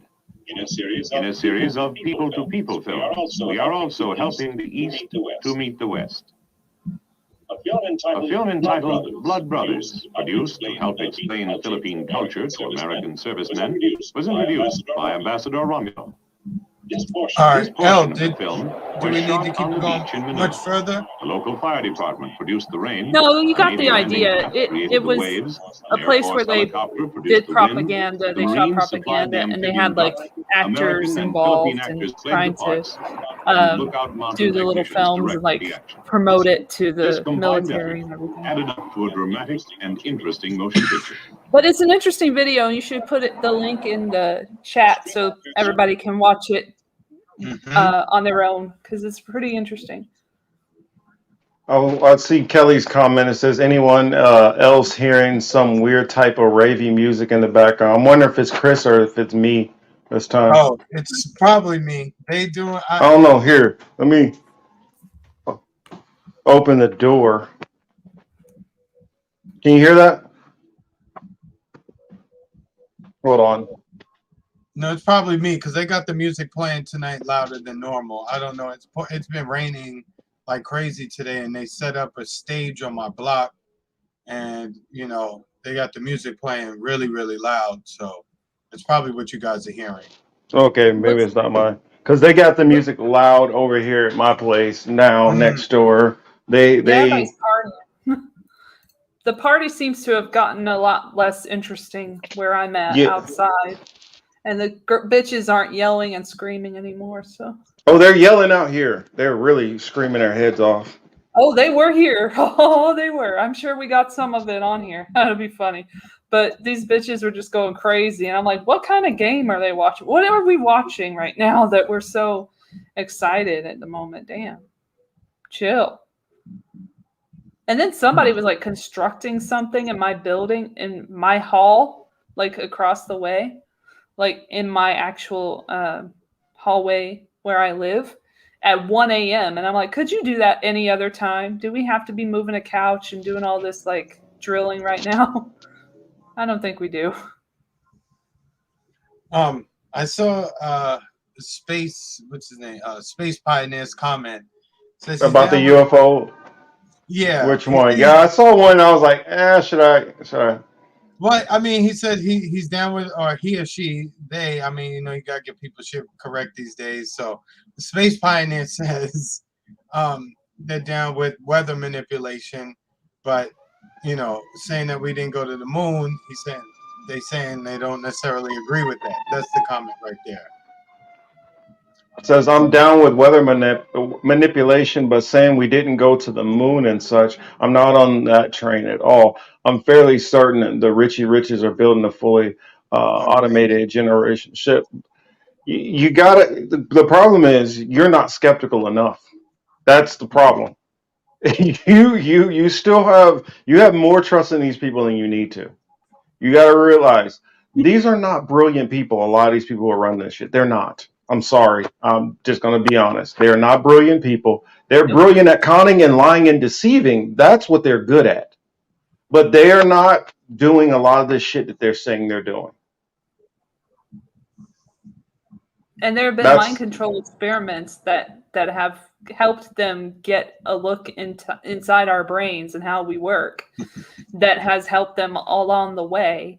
That makes it a lot easier for them to manipulate people when they have a game plan. They have the pinpoints. Let me translate Elle a little bit so you guys don't get too, thinking, oh, they're, for instance, Sigmund Freud, one of the foremost experts in studying the human psyche, and people like him have been given, millions of dollars. Not saying him specifically, but people like him, psychotherapists have been given millions and to this point billions of dollars to try to figure out how the hell we think, how to motivate us, how to manipulate us. And they do that through various different means, whether that's TV, music, politics, all kind of different things that are going on. They use that to manipulate and control us always. It's not necessarily somebody who's, injecting us with something and then putting us on a table and searching our mind. Sometimes and then it's we glitch just out. yeah, until we glitch out. It's a lot of times just they say, you know what? We're going to put out this story and see how people react. Oh, this got them all upset about that. So we know if we put out stories like this, exactly, we will get them to decide, you know what? Now we need to go protest. For instance, nobody ever questions why on some of these major stories, especially mostly with the police, where it'll be something that happened 8 months ago, 9 months ago, and then all of a sudden it's on all of the media stations all of a sudden now. Yep. Why is it just now? Why isn't that NBC didn't catch it before, or CNN catches it maybe a couple months ago, or this person or that person? Why are they all telling the same story at the same time? The reason why is so that story can get the max attention on it, so it can reach the most amount of people, so it can reach the desired effects, which whoever decided that they want this particular story to start, getting all this traction on, starts getting it on. Now, of course, there's certain ones which will happen, and okay, it gets the attention of everybody because it just happened. But I mean, I'll give you an example: the Ahmad Arbery situation. We didn't hear about that until like 7 months after it happened. A lot of people don't know that. A lot of these stories, you don't hear about them till long after they've already happened. It's like they catalog them and then they wait until the time is right, and they're like, "Ooh, now's the time we can use this. Let's pull it off the shelf, and then we'll start selling it." You remember when they were going after Trump like hard, and then the Jeffrey Epstein story broke and everything, and then they were like, "Hey, get that clip of them at the party. We're using it now. Put it on." And the NBC was like, "Bang." Excuse me. Bless you. Same Yeah, but shit. they have this stuff sitting. I mean, think about it. Who the hell knew already at the point that Jeffrey Epstein, all the people he was already tied with? Why? How would they put all that stuff together? It's kind of like in those movies. Like I'll throw out a movie for example. Shooter, the movie Shooter. He supposedly shoots the vice president of the United States, and then what happens? Less than an hour out, they know who he is. They have pictures of this. They have pictures of that. Where he bought the gun. How would the media get all that shit that fast? They do that in all the shootings. And they know nobody is ever going to think about that. They're just going to look at all the evidence thrown in front of them and just take it for face value. It's the same thing. It's the same thing with, like I was going to say, the Bill Cosby situation. A lot of people focus on, well, all these women are saying this, but nobody focused on the major dispute, that Bill Cosby was having over his land. Nobody knew about that story. The fact that people wanted him off of that land. They eventually did get him off that land, but because he didn't want to settle on a price to move off of a land, which I can't remember what it was, oil or whatever it was. They wanted him off that land. Then all of a sudden, a guy who's been in Hollywood for 60 years, all of a sudden now you hear about shit that he supposedly did 30, 40 years ago. And shit that they all did, by the way. Like they all do that shit. Out there. They all put out there on the chopping block. That's the reason why I feel like people like Jeffrey Epstein, there's always going to be another one of those because they need to be able to get this dirt on whichever celebrity stops playing ball. And whenever you don't want to play ball or whenever you don't want to do something they want you to do, a story is coming out about you.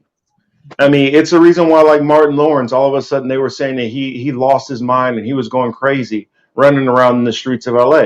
All of these different stories, and Dave Chappelle, oh yeah, he just turned into a crack addict and went to Africa. There's a reason why these stories come out, but in our soundbite news, you don't have the time to really listen to it and think about it. You hear it, and then what they'll do is another station parrots it, and then it goes over and over and over, and you hear it in these sound bites. And if you keep hearing something over and over and over, it's more likely that you're going to believe it, especially if it's by so-called reputable sources. And then what you find out later on, oh, wait a minute, this wasn't true, that wasn't true. Just like the whole George Bush thing and the talking about the weapons of mass destruction. Everybody put out, this is what's happening, this is true. He got yellow cake from Niger.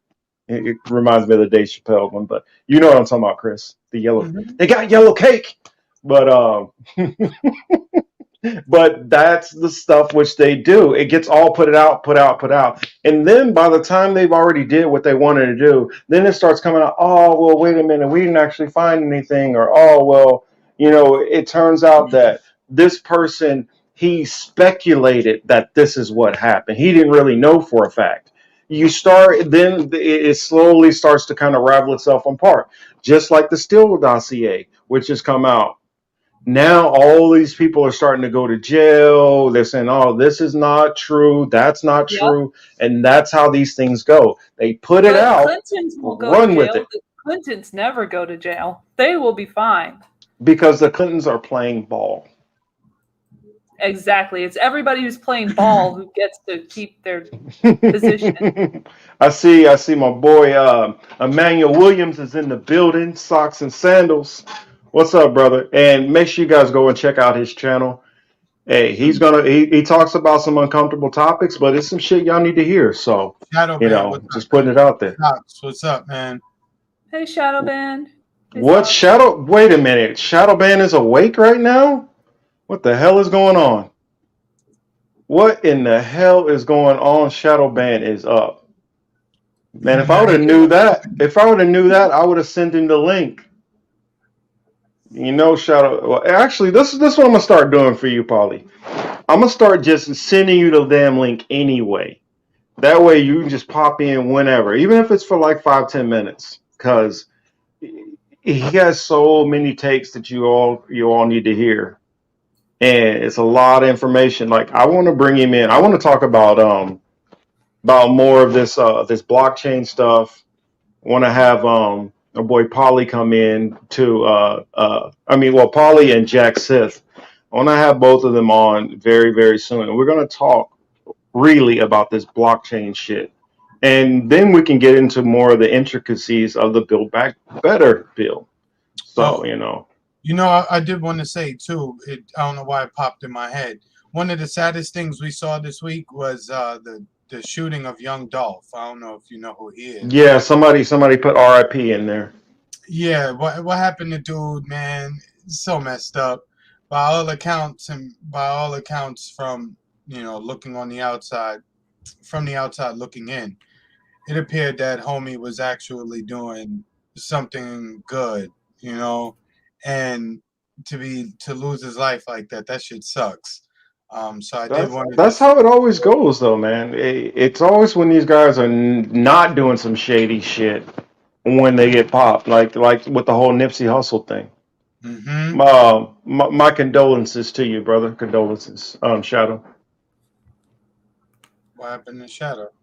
Said they burying. So here, I'll put it up. So my people are in townhomes. They be sleeping over before they drive back to Austin, Mayana. We buried someone Thursday. Got you. Yeah, sad news, But yeah, going back to what I said, man, they off young Dolph like that. They just ran up on him and did him dirty. These guys these guys are doing this. Like, why the fuck y'all ain't found Zimmerman yet? Like, motherfuckers be quick to shoot each other, especially they own, maybe you're not getting money with him, but as long as he's not hurting you or fucking up your money, like, I don't understand it. So, with that being said, I just wanted to say, go find George Zimmerman. He's Juice WRLD's second cousin, I just found out. What? And that's weird. Another rapper who was cousin dying. What was it? 3 years ago. Yeah. Do second cousins really matter though? Like, I don't even know who my second cousins are. Well, I guess it depends on if they're actual second cousins or if it's just second cousins. Because a lot of people don't really understand how that cousin stuff actually works.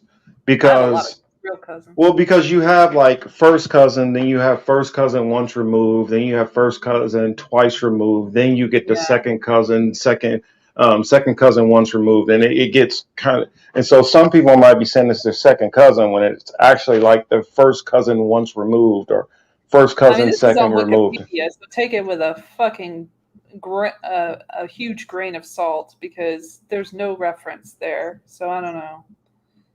Yeah, I studied into. I didn't know if he was related to Juice WRLD, but I'm just saying, it was just sad. Juice died. He overdosed though. In the airport, allegedly. I don't think Juice got shot. Did he? No, he overdosed. Overdosed in the airport. Yeah, that's right. What the official story is. Said Dolph had like 200 properties. I heard. Should have rolled with security though, but R.I.P. Sad man. I look at like, dude, they can find so many people. Like, I just don't understand a lot of this shit. That's all I'll say. Correct. Was he independent? Because I can't find a label. Yeah, he was independent. Yeah, second cousin twice removed. Yeah, look it up. It's a real thing that really does. That's how it actually works.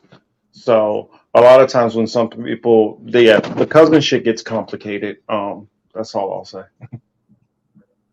I guess that's why we shouldn't judge the people who partake with relatives.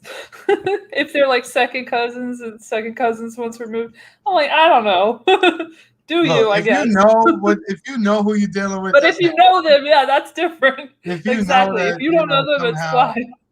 Yeah, if y'all know, like, wait a second, I saw you at the last family reunion. You was with my aunt. Like, you don't want to have a date at your family reunion. No. It's not a dating service. My family's huge. My mother always told us you got to ask people where they come from, who they are, who they related to, etc., etc. Because that shit almost happened to me. I went to this college event, and I'm looking at me and my homeboys looking at these group of girls. You know, they were kind of like in the distance. So as they looking at us, we looking at them. We go to approach, and I'm looking at one. I'm like, Cuzzo? She's like, Chris? I'm like, whoa, thank God. Like, in so many years, you know, it was just like, wow, that's crazy. But yeah, so I always make sure I ask and probe before, you know, moving on to the next stage. You got to in the South for sure.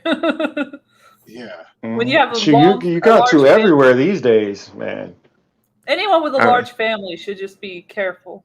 Yeah, I got a large family, and I live. My family is everywhere. I'm talking about family from Florida to the Carolinas to New York to Illinois to Michigan to California, Oregon, Washington. I got family literally everywhere. You know, start going to some of these different islands too. You know, and some family that lives in Europe. So I got family everywhere. So everywhere I got to be careful. Yeah. Emmanuel says Dolph was the Nipsey of the South. Facts. Yeah, I have to be honest. I'm just learning about the kid. I mean, my mind is always in so many things. I don't even really listen to that much music outside of you know, outside of honestly a lot of when I do listen to music that's not with a conscious or religious tone to it. I'm mostly listening to reggaeton, so I don't even know what's going on in most of the rap game. You know, Dolph was really he was moving as he should have. You know, he was one of those guys where you were looking at and you would be like, damn, why everybody else ain't on it like this? You know, buying property, like his kids' birthday gifts. What were they? He bought them houses for their birthday, as birthday Smart. gifts.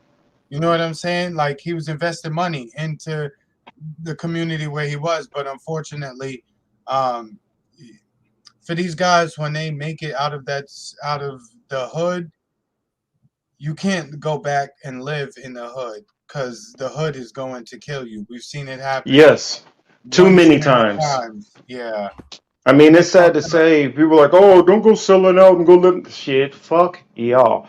I blow up. I'm not living around nobody I grew up with because I know how you people are. When I worked armored truck, not that I even had bread, I'm carrying other people's bread. I had people tell me, it was like, yo, you was a dude that used to go on the north side over near Moncrief? It's like, yeah, that was me. He's like, yo, son, I almost thought of robbing you a couple of times. And so I know that that's what's on people's mind. I know them streets are unforgiving and they hungry. So, you can talk your shit about me from afar and be like, man, he ain't the same no more. He don't want to be. Nope. I don't want to be around you. Nope. I didn't want to be around you in the first place. I just happened to grow up around you. But no, I don't trust none of you motherfuckers. I don't trust none of you rich motherfuckers, none of you poor motherfuckers. I don't trust none of y'all. Trust no one. I don't even trust myself. Elle is sitting there creeping around the house. What you doing, bitch? I see you. Yeah. And you know, I shared in the chat the link to the article that said that he was his cousin. He said he found out in 2017. 17, yeah. Just for facts' sake. I'm going to bring that to the forefront. I'm going to say for facts' sake instead of for fuck's sake. That sounds cool. There you go. Start a new term. Oh, for facts' sake. I figure let's want to get into that last story. The last story of the night. I don't know if you guys even noticed it. But I brought up, I said well, depends on if you guys read the descriptions, which I don't really care if you do or not. That's more or less for when I put it on Twitter and other platforms, so they'll see what we're talking about. But I put China war question mark. And I know we've talked about this before. I know I'm in the minority for the show in my thinking, but I just want to show you all a couple of videos which I saw, which caught my attention. And it's something that I've been talking about for a while. Talking about China and some of their weapons capabilities. So Chris, could you bring up which one? Bring up the General Milley one first. Got you. That's the one I'm on right now. Okay, cool. I figured we'll start with that one. Already has the world. China already has the world's largest armed forces, over 2 million strong. But it's a new breed of super fast missiles designed to evade American nuclear defenses that has the Pentagon deeply concerned. What we saw was a very significant event of a test of a hypersonic weapon system. And it is very concerning. Speaking to Bloomberg, General Mark Milley, chairman of the Joint Chiefs, sounding the alarm. I don't know if it's quite a Sputnik moment, but I think it's very close to that. It has all of our attention. It's the most significant public acknowledgement by a senior U.S. official that China conducted 2 tests of a hypersonic missile system this summer, tests which were first reported by the Financial Times. The fear now that one day they may be capable of carrying a nuclear payload. Supersonic jets and missiles have been in use for decades, able to break the speed of sound. Hypersonic is a whole different league, at least 5 times faster, traveling around 4,000 miles per hour at a minimum, making a hypersonic missile quick and agile enough to evade existing U.S. defense systems. China has only acknowledged one test, saying it was linked to the nation's space program. But President Xi Jinping, according to China's official news agency, called for the Chinese military to break new ground and said China's capabilities have been enhanced by leapfrog development in equipment and weapons. Defense Secretary Lloyd Austin has been cautious talking about China's growing military capabilities. What I can tell you is that we watch closely China's development of armament and advanced capabilities and systems that will only increase tensions in the region. Richard, first of all, this is a game. All right, go ahead, Marcus. You're on mute. Yeah, just some of these things like this is just it's made me more concerned with it. Well, not concerned. I mean, what happens. I'm not stressing nothing. But I've thought that it's a lot more plausible because of the fact of, I mean, I think it's John Pilger, or I hope I don't say his name. I think Pilger. In his film, he talks about it also. And so if it's getting to the point where a bunch of other people are starting to see the same things, which I've been kind of noticing and seeing, I've been following a lot of their weapons development over the years, and China has been going in one trajectory, building more and more and more. And we got to remember, our weapons manufacturers, they only care about selling weapons. They have it in their mind, I'm going to be in a bunker somewhere. I'm going to be off somewhere else. So it doesn't matter what you guys do. It's never going to touch me. And when you have that mindset, you're willing to push us further and further into these conflicts. And so that's the reason why I feel like countries like,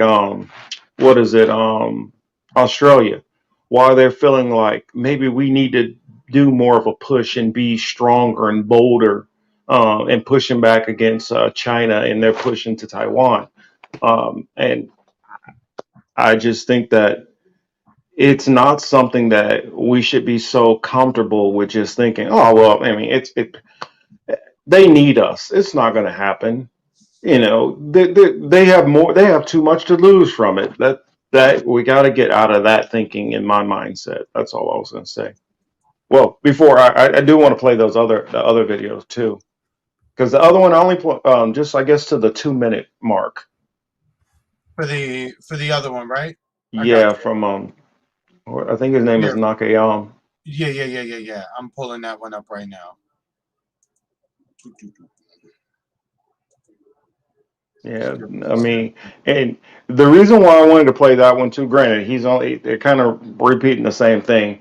I want you guys to see the fear that's in this dude's face. He looks nervous. That's all I will say.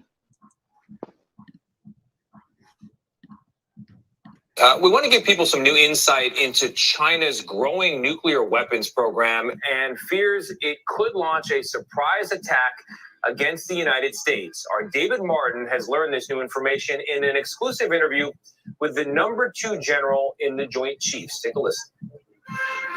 Behind the rhetoric is a Chinese military buildup which includes hypersonic weapons that can travel more than 5 times the speed of sound.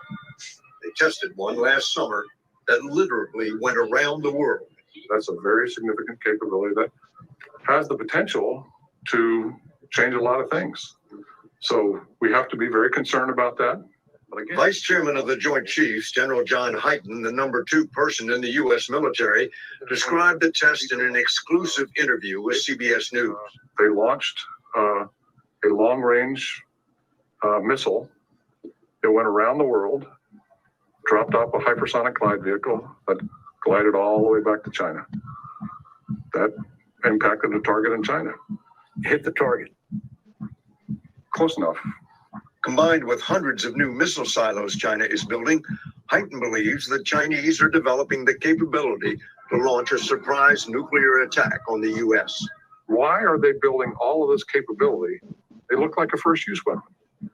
That's what those weapons look like to me. So first use in military parlance is similar to first strike. It's a first mover event. This is a really big deal on the subject of surprise because a traditional ballistic missile is like a lazy fly ball. You can track it in the air, you can prepare, you can counterstrike, you don't knock it out of the air. This hypersonic missile is low to the ground and so fast that you don't see it until it's too late. So I return again to this first use phrase. It's very frightening. First strike indeed. Right now it's just I see Gail King is on there, and I can't. I know none of us are fans of Gail King. I couldn't help myself. She got a bad wig on, man. I couldn't help myself. But they did have my boy Nate Burleson. I was like, what the heck is Nate Burleson doing covering this? For those who don't know, Nate Burleson, he's a former NFL player, pretty decent wide receiver in his day, but he's moved from just doing sports to now he's talking about a host of other issues also. I wanted to put this comment on. There's a couple of comments I noticed pretty interesting. I guess we'll talk about them in a minute, but did y'all see, like, he looked a little shook, that general. I don't think he was just, like, performing for the TV. Let's see, Elle says, fuck Iran, we got China to worry about. We never had to worry about Iran. Let's just be honest. The person who was worried about Iran, not talking about us, I'm talking about them. The person who was worried about Iran is people who were sitting over in what's called the Levant. Those are the only people who are worried about Iran. So I'm saying they want that to be the new boogeyman. The new boogeyman instead of Iran is China. Well, I don't think Iran scares really anybody, but I'm talking about the people in charge, the predators in charge, put out Iran as this boogeyman and this country that was going to be a threat to Israel and eventually us by proxy. And now they're doing the same thing, but with China. Now China is the new Iran. So you just feel like this is all stage play. Almost everything we see or are allowed to see is a stage play. And they might kill people because they do that all the time in wars. They might have to break a few eggs to make an omelet, but they they will still be in control of the situation.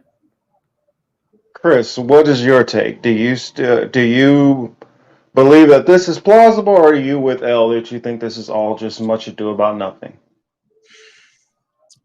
I don't. Okay, so like you said earlier, there's a bit of nuance here, right? Do I think that some part of the military-industrial complex here in America wants some smoke with China so they could demonstrate some of their new toys? Yes.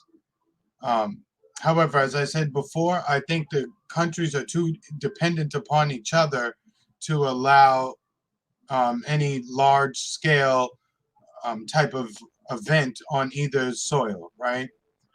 With that being said, the United States needs to hire whoever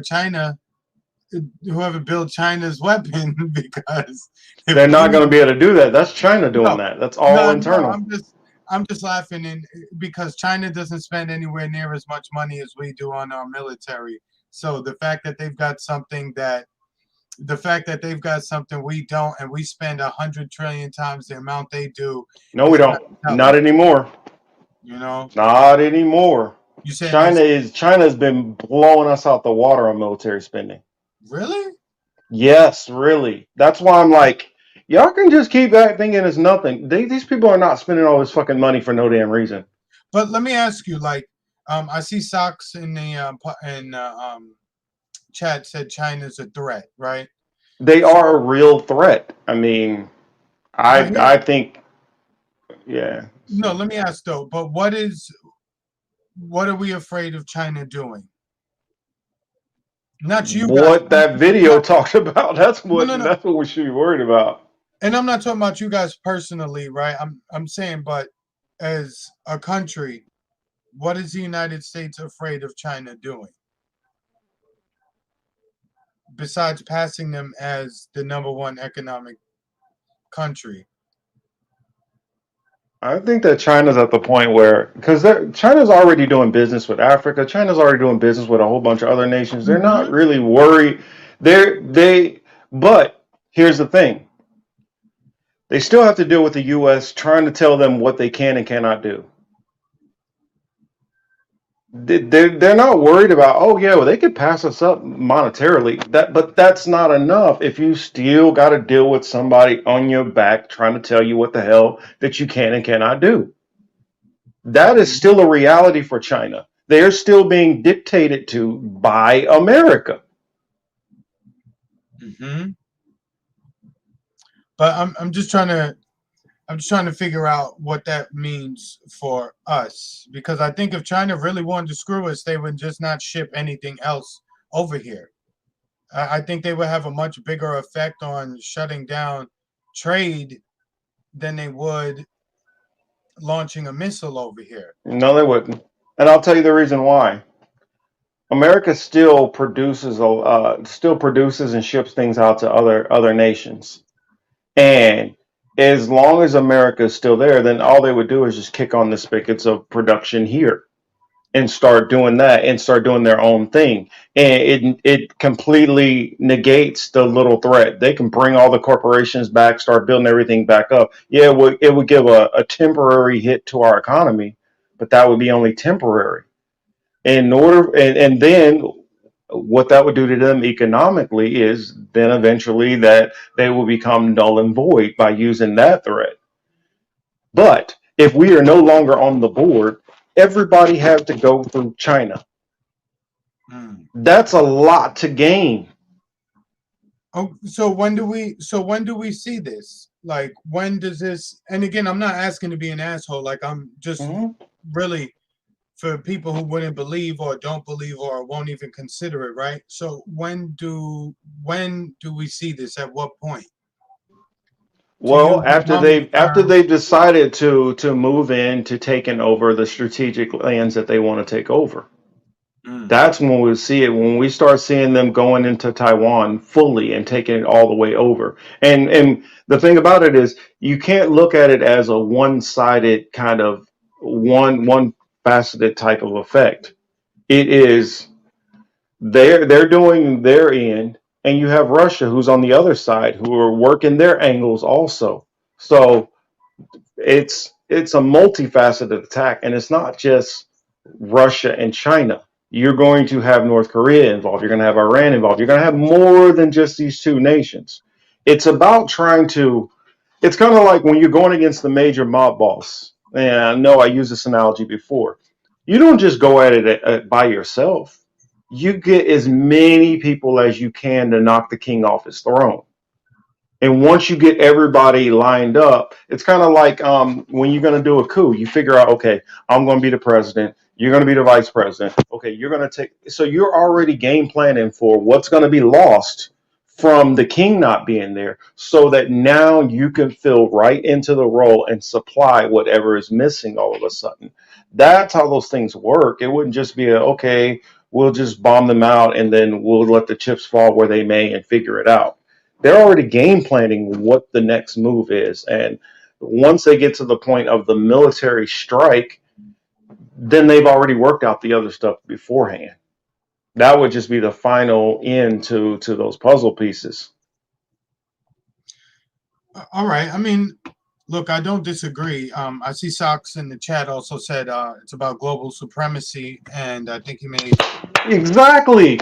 I don't get Which- why it's so far fetched to believe that they want to be the United States lapdog forever. No, correct. I don't. Obviously, I don't think that. I do think they wouldn't mind being number one.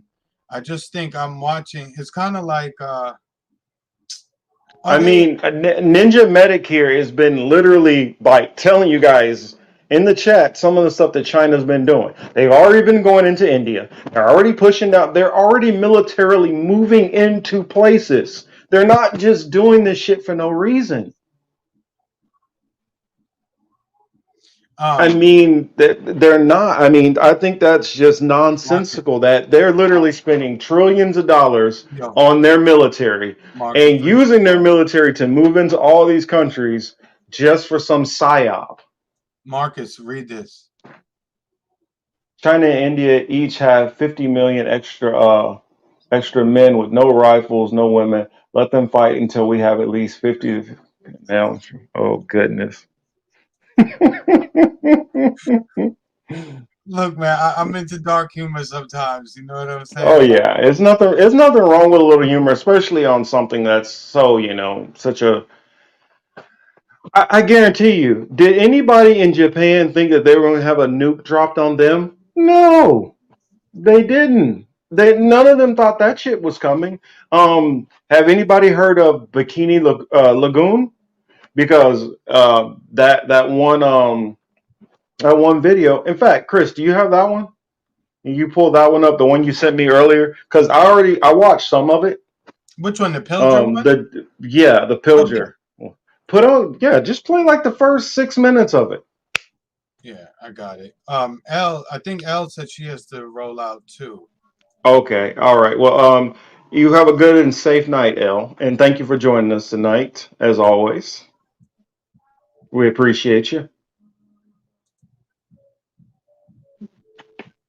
Okay, and she also gave us another link. I'm gonna store that one for after this one, Elle. But Marcus, I'm about to play the other one. Okay.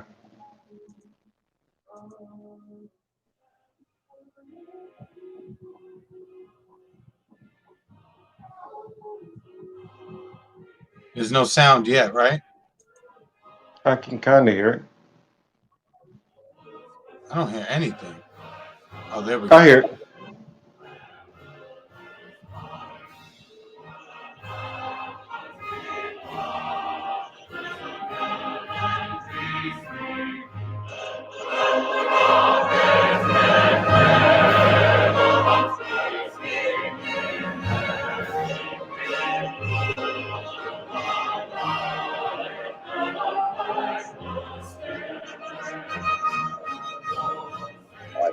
I pity a country that would come up against us. The synergy with air, land, and sea forces, and our ability to control. Nice. You gotta love these commercials right in the middle of your joint, right? Yeah. I mean, how old is that video? pull the battle space and seize the high ground is devastating. All countries respect the power of the United States and they respect how dominant we are in this region. And we get better and better and better. Sick fuck.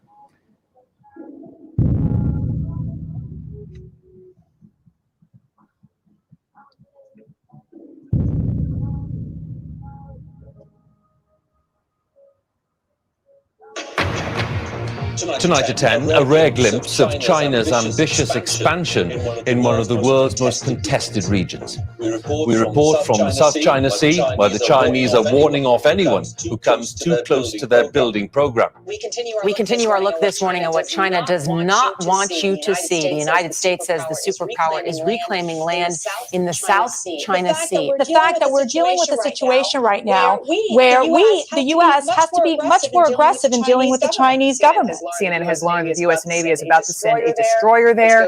Let's go to our CNN. CNN got exclusive access to classified U.S. surveillance flights over the islands. The threat of China is becoming big news. The media is beating the drums of war as the world is being primed to regard China as a new enemy. China's alarming creation of entirely new territory in the South China Sea is one part of a broader military push that some fears to challenge U.S. dominance in the region. China is building airstrips in the South China Sea on disputed islands condemned by an international tribunal. This is now a flashpoint for war between China and America. What is not news is that China itself is under threat. These American bases form a giant noose encircling China with missiles, bombers, warships, all the way from Australia through the Pacific to Asia and beyond. I mean, if you were in Beijing, looking out, you stood on the tallest building in Beijing and looked out at the Pacific Ocean, you'd see American warships. You'd see Guam is about to sink because there's so many missiles pointed at China. You'd look up at Korea and see American armaments pointing at China. You'd see Japan, which is basically, Japan's a glove over the American fist. I think if I was Chinese, I'd have a little to worry about American aggressiveness. And we have China surrounded, and we're doing more all the time to try and keep it surrounded and deepen that containment of China. But China presents a fascinating case of a country that is independent, doesn't have foreign bases on its territory, growing very rapidly, not as rapidly now as it did for 30 years, but still the second-ranking economy in the world. We have an adversary, and that adversary is China, and that adversary, unless there is dramatic reform inside China, will be our enemy someday. One myth I think really that needs to be dispelled was that somehow China's aiming to replace America and going to run the world. It's not. Well, first of all, the Chinese are not that stupid. The West, with its Christian roots, are about converting other people into their beliefs. The Chinese are not about that. It's just I'm not degrading the Western culture. I'm just pointing out the inherent nature, the DNAs of two different cultures. The Chinese 2,000 years ago built the Great Wall to keep the barbarians out, not to invade them. As the world's economic power moves rapidly to Asia, the response of the United States is to deploy the majority of its naval forces to Asia and the Pacific. This massive military buildup is known in Washington as the pivot to Asia. The target is China. The great power game in the 21st century is called perpetual war. For America's unchallenged arms industry, the annual prize is huge profits from almost $600 billion of military spending.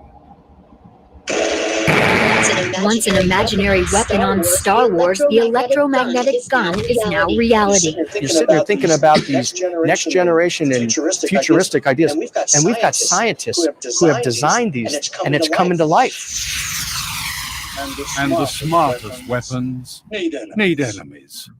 As a Pacific nation, the United States will play a larger and long-term role in shaping this region and its future. I have directed my national security team to make our presence and mission in the Asia-Pacific a top priority. In one sense, is the U.S. already at war with China? Yes, on the ground and in the air. The winner of the Nobel Peace Prize, President Barack Obama, has committed to trillions of dollars to our nuclear arsenal. He's committing trillions of future dollars to war in space. And we need an enemy for all this money, and China's the perfect enemy. So we'll just leave it right there. Yeah, we'll leave it there. Yeah. Yeah. Here, I'll respond to Dirty Varmint's comment real quick. China is more right-wing conservative than the U.S. U.S. is liberal left-wing. No, it's not. No, it's not. America is, what do you want to call it? They're woke culturally left, but they are conservative as hell on all economic issues. So don't ever get that twisted that this is some kind of left-wing liberal. No, the fuck it's not. Not at all.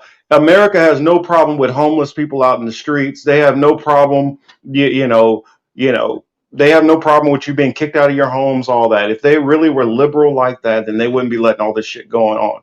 Another thing is cost for inflation. If inflation kept up with let's say cost of living to inflation kept up with where it was in the 60s and 70s, the average person would be making like $40 an hour. So you can't say that, oh no, they're the liberal. No, they're not. They're just as conservative as all of these nations. All of these nations are conservative when it comes to the money. They're all greedy capitalists. So don't get that liberal left shit in your head just because they'll do some gay marriage and let's have a black Secretary of State or let's have a woman. That's nonsense. That has nothing to do with what's really going on. It's all about economics. If you are not economically left, you are not left. Mm-hmm. Correct. That's what it is. They would like to give off the impression that it's left, but we really know it's just savage. There is no left or right. There's just right or wrong, and they're wrong. Yeah, I mean, I tell people whether it's from China is wanting to have the war, or whether you say it's the U.S. wanting to fight China, what I see is this shit is moving towards a tipping point. Conflict. See, I just want to know. The irony is the United States is upset, right, with China for their activities in the South China Sea. Yeah, that's the thing. And so what they've been doing is they've been building up. So they're like, you're not going to keep telling us. You're not going to keep pointing missiles at us and trying to threaten and bully us into everything.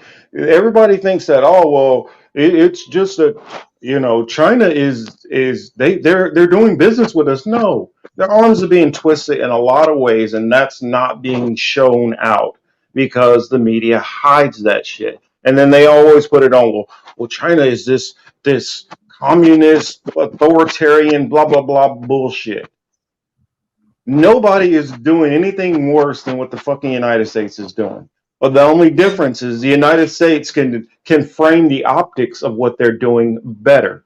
Ninja Medic said both have public executions. Exactly. If you want to go to an execution and whatever's going on in your city, death penalty case, it's not hard to go to it. All you got to do is put yourself on the list. No, and you're watching a public execution. Sorry, go ahead. I was going to say he was referring to Iran and Saudi Arabia with that comment specifically, though. Yeah, but they do that here too. If you want to go and watch a death, you want to go watch somebody get lethally injected. That's not hard. Mm-hmm. No, I was just saying that because he had made a prior comment on Iran and Saudi Arabia. That was it. But China, China's a company that It's not says about going to come. war for Biden. It's not about going to war for Biden. Americans can be primed into war. It's not hard. All you got to do. You just have to have more towers come down, and instead of this time telling you that their name was Muhammad, they just have to tell you their name was Li Chen. And Yep. here we go. Americans are that gullible. They are that easy. Because think about it. If the towers didn't happen, nobody would have approved Bush's, whole escapade around the world. What do you call his access of evil and all that shit? Nobody would have approved any of that shit. But you had what was it, like 80 to 90%, people like, yeah, George Bush, let's do this, because you have a incident that happens. It's not hard to push the American people whichever way you want them to go. Most of them are very, very low information at best. I mean, look at this COVID thing. I will let you all look up. In fact, there's a site you can go on and you can look at what your mortality rate is for you personally, your chances of dying from COVID. You can look that up on your own. And you'll see the number is probably different than what the media is. The number of what your actual risk is going to be different than what the media is suggesting your risk is. And it does not justify the mandates. It doesn't justify a lot of the policies that are being pushed, but they're being pushed anyway. And you still have a good half of this country who still support doing all that shit, even though it doesn't follow the science and it doesn't make any fucking sense, because they do what they're told.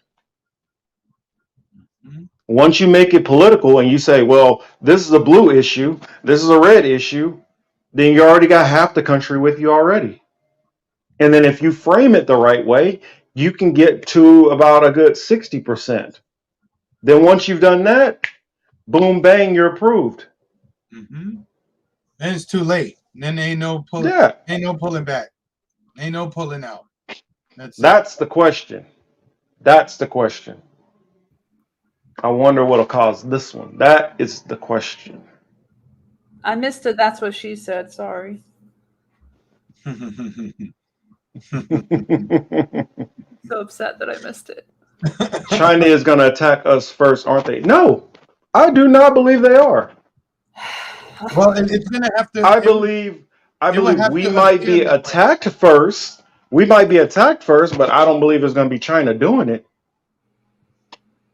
Well, keep in mind, yeah, correct. If there is an attack, it won't be China. But even though, they'll paint China's flag on, whatever it is that happens, but I doubt it will be them. Or they'll get some random tourist walking by and decide, we're just going to plant a bunch of bombs and explosives and fake IDs on him, and he was responsible for this attack. I mean, when you see it in these movies where they pretend to, we'll just make this person the fall guy. They don't just come up with these ideas because it's cute for movies. It's because the same people, which if you look at the bottom of the credits, you start seeing State Department, you start seeing Department of Defense, you start seeing CIA. All these people are in the credits because they're the ones who tell them what to put in these movies. They're the ones who tell them the ideas on, yeah, this would sound good. How would you know that's a good idea? Because you motherfuckers are doing this shit. That's why. Also, the producer is sometimes somebody who ends up in government, like Steve Mnuchin. Correct. Who has produced plenty of movies in Hollywood. Mm-hmm. And you've seen them. You people did not boycott that movie. I'm just saying. The people who fuck Trump, never boycotted the Lego movies, never boycotted the one with, they probably boycotted that one. I won't mention that one.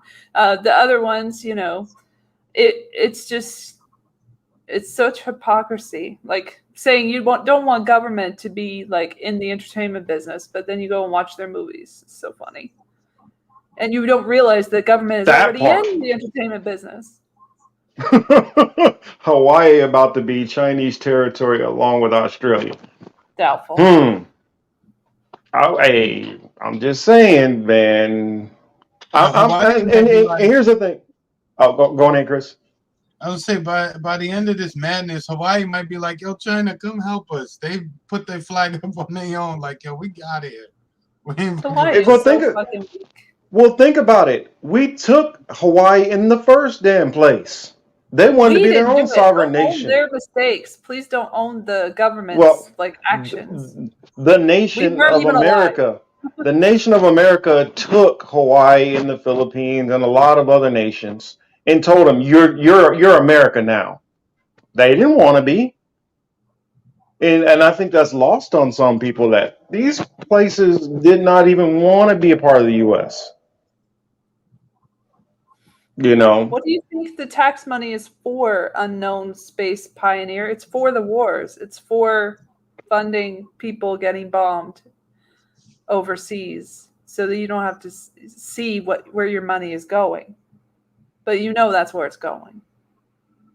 Mm-hmm. Well, I mean, it's in part, right? Because we know the weapons manufacturers are long-time weapons manufacturers whose families have a lot of money, and they go back long time. And they're also connected to bankers. So let's, taxes do contribute to it, but, a lot of that is just coming from the usual ruling class. And then the rest of it goes to the, upper crust politician of your choice in your specific district, and, to zoning fees and to putting high rises in a certain area and gentrifying a neighborhood. That's where it goes. Let's see. One of these days I need to get, or actually, might just have somebody on the show who can just keep up with all the comments because hey, I'm loving it. You know how we always try to get everybody's comments and add you guys in. There's been a lot of comments on this live stream, and we love that and appreciate it. I mean, keep this discussion going. I mean, I'm not always right. All of us are just giving our opinions, and some of this stuff we're hoping that we're wrong on. I mean, well, shit, I'm hoping I'm wrong on most of the shit that we talk about. But unfortunately, as we've been seeing more of this shit, it's starting to look more like what we're saying is more on the money than not. So. Oh my gosh, we didn't even get to something. What's that? Just real quick, the OSHA mandate situation. The vaccine mandate has been put on pause, everybody. The Sixth Circuit is seeing the case on the constitutional nature of it or unconstitutional nature of it. And the OSHA had put out a statement about it and had said, yeah, we're not going to do the rule at this point. And yet, Saki Circle Back is coming out and saying, yeah, the businesses should just do what they're told anyway, even though it's not a rule anymore, according to OSHA. Just keep doing what we say. But they don't want to pressure anyone. No. Well, that's the thing. Thomas says so many comments from 15 people, and we have a lot to say. Honestly, it's probably more than that, but YouTube loves to play with these numbers. I'm telling you. We'll get off the stream, and then after it finally posts, it'll be 80 views. Yep. Huh? And then go down sometimes from 100 to 90 something again. And it's what? Wait, we were just at 100 or 120. And then it's huh? How'd that happen? Remember when they really I think they actually said that one was okay and put it back up or whatever, or I don't know, maybe I just see it on mine. But they dropped one of ours from 120 or whatever down to 50 or 60. It's crazy. Mm-hmm. I'm gonna start taking pictures of it so people believe me. Yeah, I mean, I think I did on one of them, right after I snapshotted it, so I can show. Yes, they are literally fucking with our view numbers and making sure we do not get what we're talking about out. They want you guys to be spending.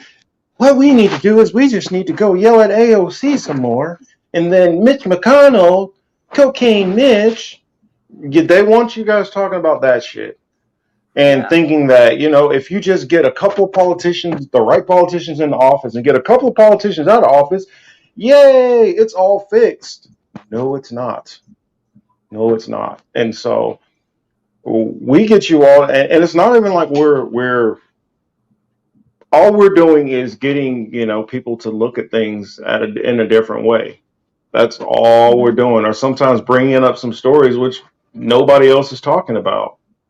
I mean, I watch new platforms pop up all the time talking about the same shit, which 15, 20, well, shit, 15, 20 that I know of, other independent media, and they're all talking about the same shit. Or they have the same take on it. And it's just so boring and it's so obvious that they're trying to get they're doing clickbait and they're trying to get views. A couple of people asked about the Ghislaine story. How about this? Okay, I can go deeper into the Ghislaine story and get more info in my podcast. So shout out to my podcast, Super Awkward Funcast, coming up soon. Doing an episode on the holiday weekend because what else am I going to do? Try to go to the beach maybe if I can get some pictures there and if they don't have a Vax Pass or anything at this point. But yeah, I'm going to do a podcast and we'll go deeply into the case and what's going on and the juror that I mentioned who was dismissed because he had a financial connection to Epstein. And how she, views herself as such a fucking victim, and she was in a rat-infested cell, and oh my gosh, it was so sad for her, and she was having so much trouble. So yeah, we'll just and yes, that Epstein investigation link there is a lot of what you should know about the case. Mm-hmm. Tune into that later. I'll link it. The issue with the Epstein case and all the like and the rest of it is that these names have been known for a long time, and we're talking about Ghislaine, who's been in jail just chilling for all these months, like because of COVID. How convenient. And at the end of the day, everyone saw the logs. People see the names. They know where they work. They know the companies they own.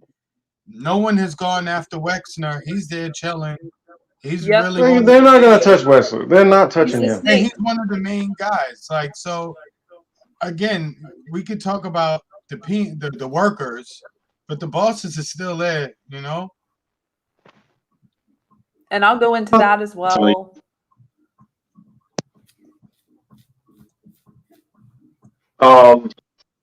Let's see. What was I going to say? Battery's getting low, so I had to take the headphones out.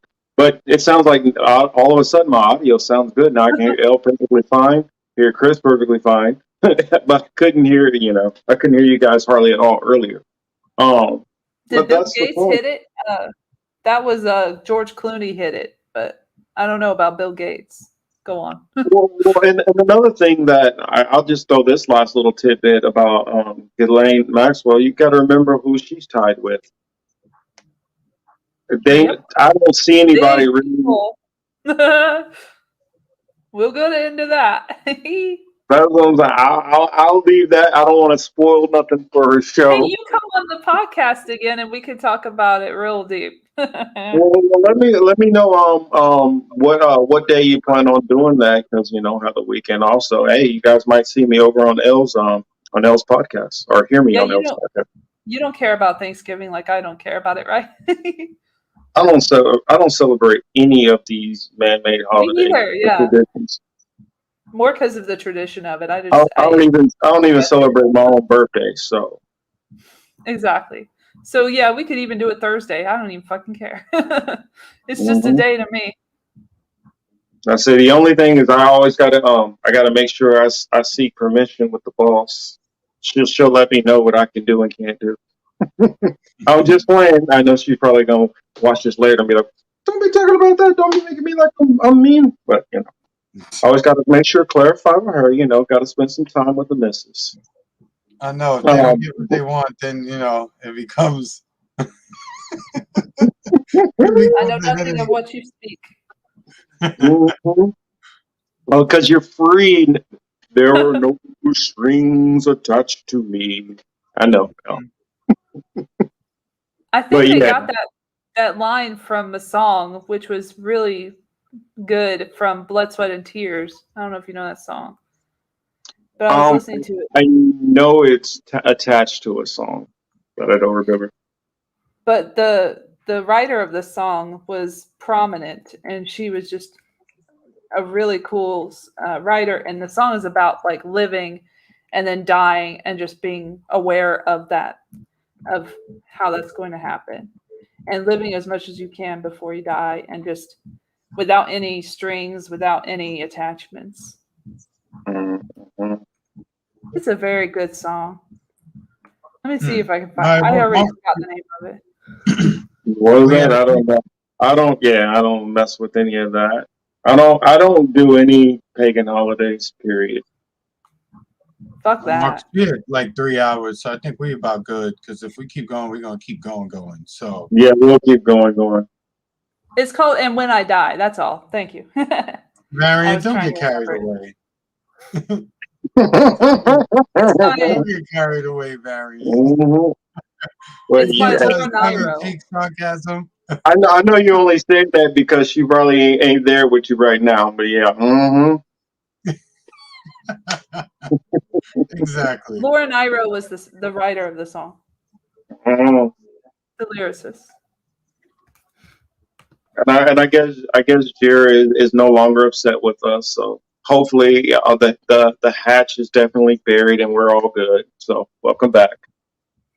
Yeah, I see Jared Brown in the building. I was surprised to see your name from last time, but welcome like you said, it's back. I was gonna mention, but I got going with it and forgot. So I don't have any hard feelings. Hopefully she doesn't towards me. Misha says all the missing and dead Black and Native kids being found. Yeah, WTF. Yo, Varmint, why are you trying so hard to troll? Like, I mean, it's kind of funny, but why are you trying so hard? Like, who's trying to troll? Varmint. Heroin.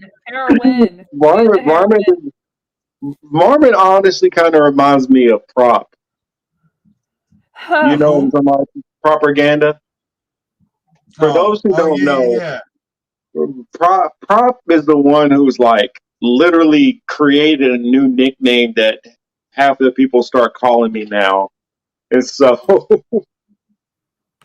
I mean, my bad, Nero rhymes with hero. Lower Nero, got it. Bring it back, rhyming. Pronounce Laura Nero. I always wondered that. Isn't Nero Nero? I'm glad it's Nero. Sounds better. So one of my favorites. It is a great song, and we should play it to the end, like at the end, like just to play it out. Not the whole thing, goddamn it, but like just a minute of it. Well, I don't want to get us a copyright strike, because they'll be like, "Ha, we got you. You didn't screw up on any of the topics we thought you would, but we're going to hit you with a copyright strike." 20 seconds, and then we can be like, "Yeah, when I die, I want to die." Yeah, whatever, just comment on it or whatever. And that is the political matrix, Basically. Actually, you know what we should do? Actually, we should replay the intro. Yeah, and see if the audio is a little bit better for those who might catch it here at the end or might have tuned in towards the end. Maybe you guys can, because I know some of the people probably weren't here right away. I know notifications don't always notify everybody right on time, and just in case, let's show it one more time. And if you don't like it, we'll start showing it at the beginning for every intro. Give me 2 seconds, Marcus. I'm gonna just because I played it again and it's still low, but I'm gonna fix. I got something to fix that. What I'll do actually is I'll probably just go on ahead and upload it and then make it private, and that way you can probably show it from YouTube and it'll probably show through clearer. Yeah, correct. Because at the end of the day, the thing is, we want people to hear it too. Yeah. So whichever way, and remember how you use that full screen? However you did that, do that again and then show it that way. Yeah, that's what I'm about to do with it. Yeah, you did a full screen where it filled up the whole screen. That's what I want, but I don't really know how to do that. And especially, I just said I'm not even going to deal with all the headaches which happen when I use the tablet sometimes. So I'm just going to do it off my phone and avoid the headache until I get a laptop. because I'm getting a new laptop soon, and then I'll be able to put up a lot more stuff instead of, putting all the burden on my brother Chris over there.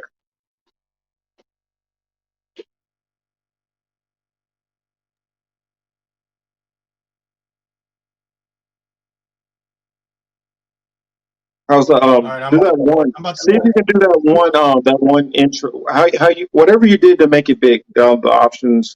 I think it's one of the options down at the bottom, or you can make it completely full where it pushes us out. correct. That's what I'm about to do right now. Okay. Oh, it's in the full screen already, unfortunately. Damn. No. There's another one where you can make that one the only one. I can't remember how to do it. We'll figure it out eventually. All right, here we go. I'm about to play it now.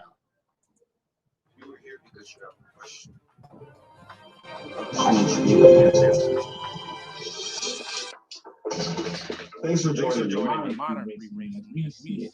I give you shit to say about Trump, and then you get caught out.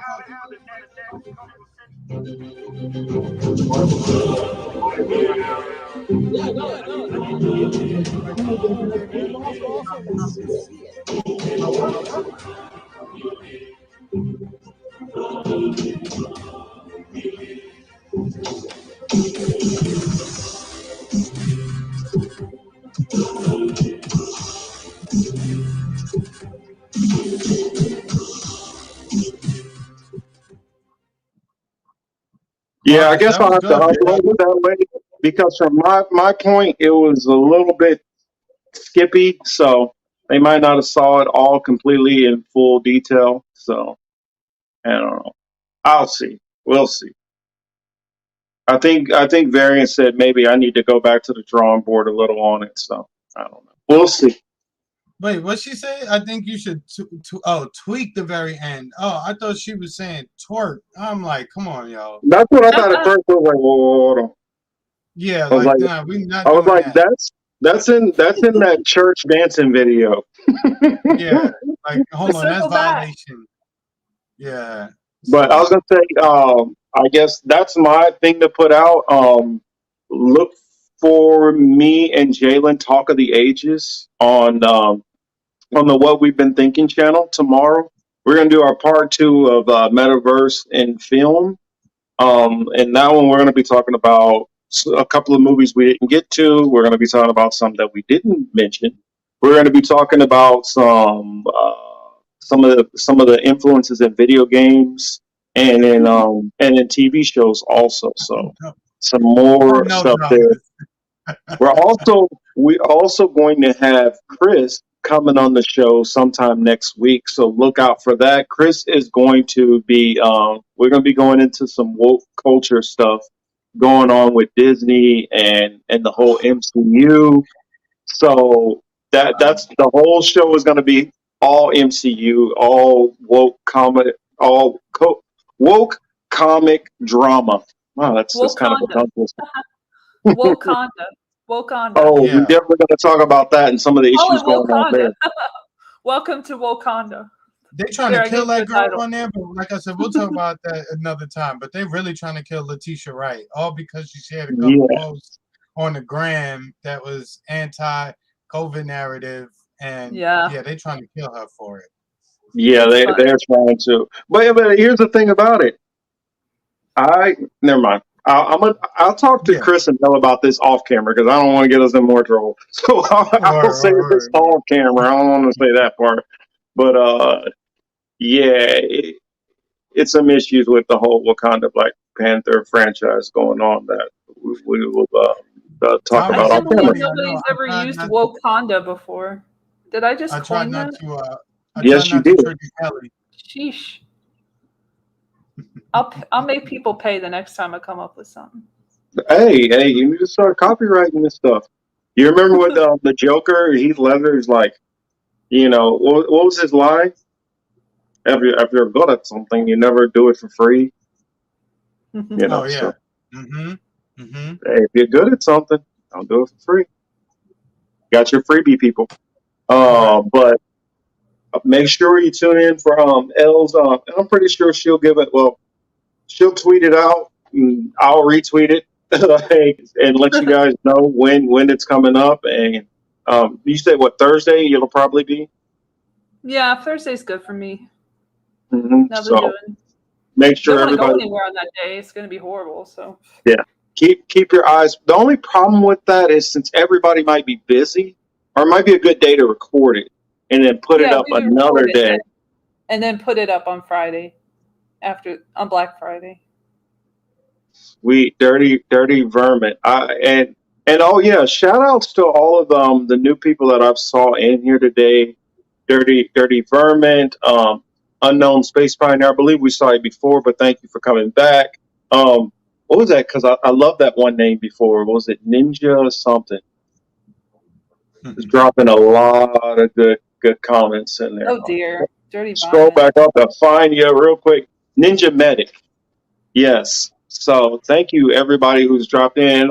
Especially much love and shout out to all our regulars in here. Just like Cheers, place where everybody knows your name. Kelly Varian, Signs, Thomas, Misha. I think yeah, I said Misha Thomas. definitely. Shadow Band for coming the in. usual, the crew day one, as we should say. Oh yeah, and our boy Socks and Dirty Elle Sandals. doesn't have a boyfriend, but she's accepting applications. No, she is not. How dare you? Yes. Oh yeah, and our brother Colin swung through. See, Misha, you're gonna get people talking about that now again because that's not the first time somebody is, said that I remind them of Anthony Mackie, and I'm like, I wish that would get out to him in Hollywood maybe, and he can pay me some money to be a stunt double or something. I mean, I'll get paid money to just walk into places with sunglasses on and pretend I'm Anthony Mackie. Although I probably have to lose a lot of weight because he's a lot skinnier than I am. A lot skinnier. Stop. And she put in caps. Almost all caps. That's some funny shit. Well, guys, it's 5 minutes to 3. I'm ready to take the clothes off, get to go lay down and shit, man. I'm on it. Yeah, we're gonna get out of here. Thank you all for joining us. Thank you. Especially all of you who hung out all the way to the very end. You guys are troopers. And especially to my boy Chris. Me and Elle, we're on the West Coast. So like literally if we were the types, we could like throw on some clothes and try to go out and still party at an actual place. His ass is up till like almost 3 in the morning right now. So shout out to my boy over there. All right. Thanks, all right, Kelly. we are about to go. Thank you. That's why I don't celebrate it. Guys.